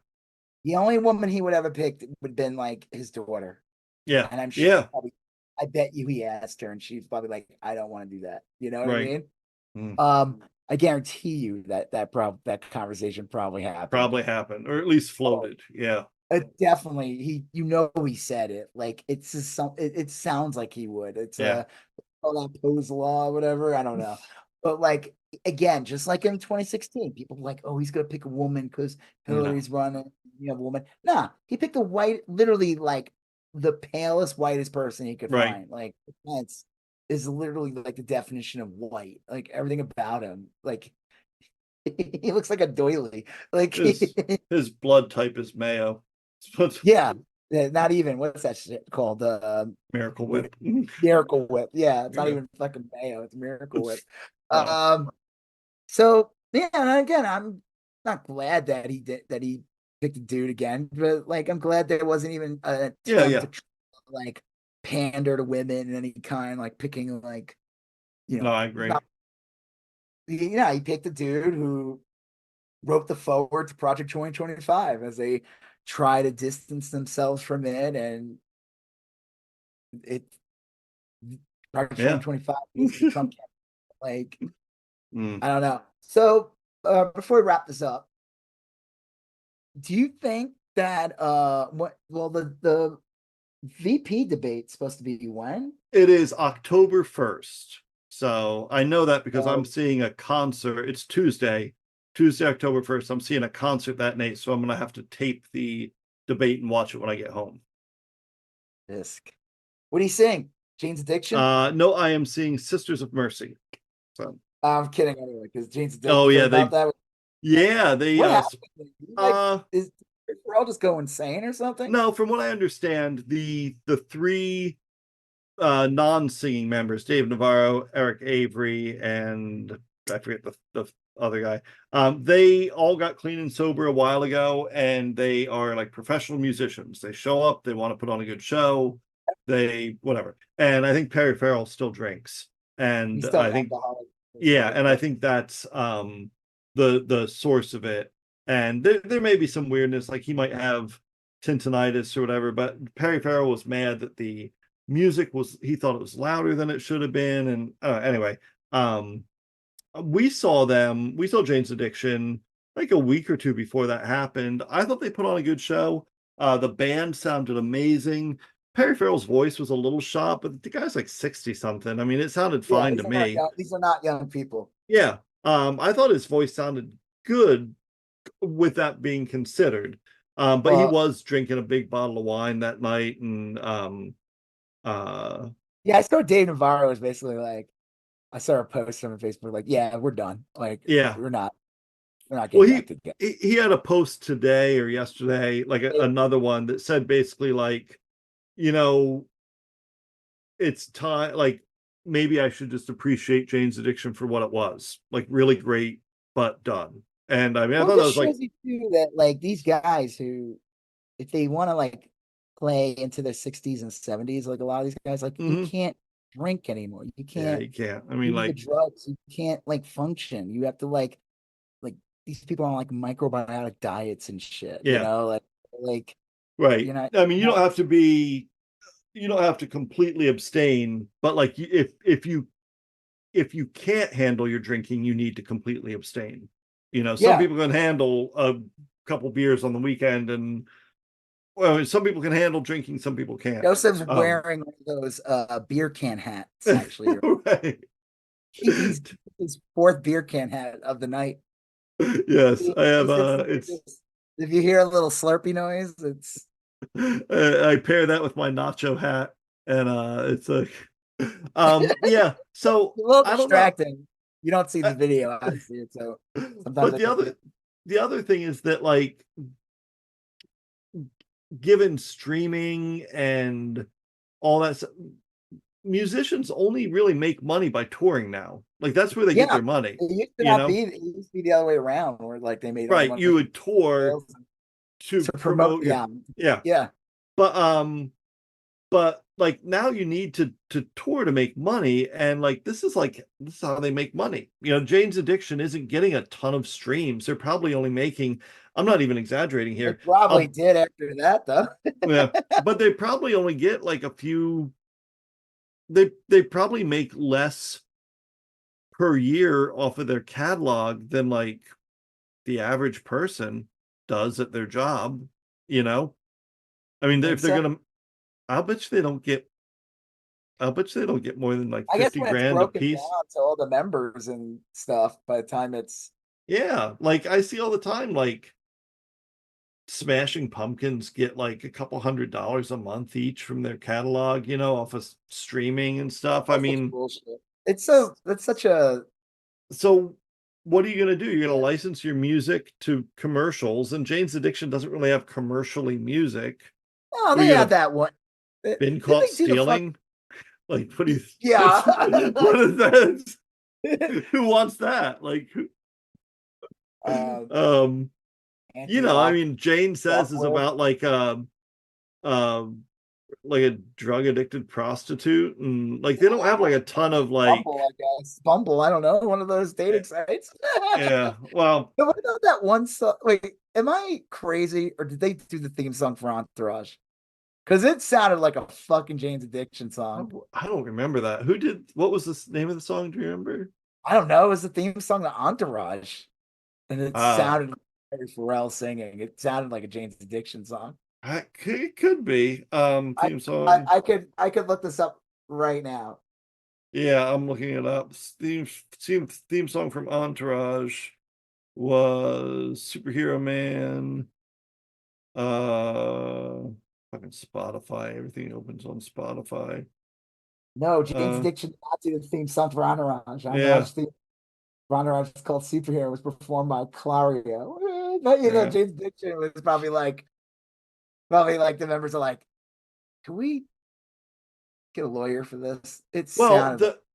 The thing that sucks is like Love and Rockets was the opening act, and they're just like doing their thing, and then they wake up the next morning and their tour's canceled. Like, yeah, I mean, there's like some insurance. No, I don't know. They probably. I'm wondering if they get anything at all. But Love and Rockets did a tour. Those tickets have to what?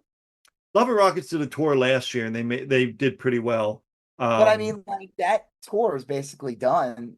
So, like, I'm assuming they'll have to refund all those tickets, right? Yep. Yeah. So, I don't know. I mean, like, it sucks because, anyway, so I'm seeing Sisters of Mercy. Sisters of Mercy are a notoriously, like, tricky band to see live. I've never seen them live. They're an old, like, 80s goth band. They're supposed to be, like, real prickly, and they sometimes put on... What? You guys smoke a clove? Oh, no. Give me a headache. No, but I'm curious to see how they'll do. So anyway, I'm going to see Sisters of Mercy, but that's the night of the vice president debate. So, well, if the show's boring, bring earbuds and listen to the. I'm curious about that one. I hope fucking. It is. First, do you know what network it's on? No. But it's like, well, isn't like there's supposed to be like a debate that's like run by the. It's CBS. Okay. CBS is running it. I don't know who that could. I'll tell you this. I watching all these interviews with Vance, these people do not respect him. These reporters. No, even like the ones that favor right wingers, like Vance can't. I mean, like he's talked himself into a corner. All Tim Walz has to do is like smile a lot, like kind of like do one of those like gesture to Vance every once in a while and do like that. I mean, like. Well, that's the funny thing about Vance is like in theory, if he wasn't the VP for they're eating dogs, eating cat guy, like he could come off like he would be less weird. Yeah, he would. He in theory could just be a mainstream Republican. I know the joke is mainstream now is a weirdo, but like, a more traditional, more measured words. But like, because Trump is constantly has no measured words and saying all these crazy things, he has to go along with it and he's be like, well, you see, when he says that, what? He's turned into the Melissa McCarthy, Sean Spicer character. I mean, that's basically what he is. He's going around with a fucking podium on wheels and shit. And I mean, like, my favorite. We'll wrap this up in a second. My favorite thing about the debate was when Trump literally threw Vance under the fucking bus. I don't really talk to him. Like, well, yeah, like I didn't even talk to him about that. We don't even talk. Like, what? Yeah, I mean, like a discombobulated team that has no structure versus, So like I said, going back to the Rogan thing. It's a compliment. It's a little bit of a backhand compliment. I'll take it. It's true. At least he fucking recognizes that Trump was horrible and lost that debate. Yeah. That's it. Yeah. That's it. Like, and if it means more people realize that too, and like, listen, I don't like Kamala. I don't even want to, but like, I can't vote for this. Like, I'm going to get this one out. I'll vote Libertarian or whatever. Like, vote for Snowball 2. Snowball 2, the cat. Yeah. Snowball 3. I'm gonna vote for that one. All right. Well, on that note, I'm Rob Israel. I'm Joseph K. And you still going on about that? Thank you for listening to You Still Going On About That. Please like, comment, share, and if you haven't done already, please follow us on Instagram, YSGOAT, Facebook, YSGOAT, and Twitter, YSGOAT.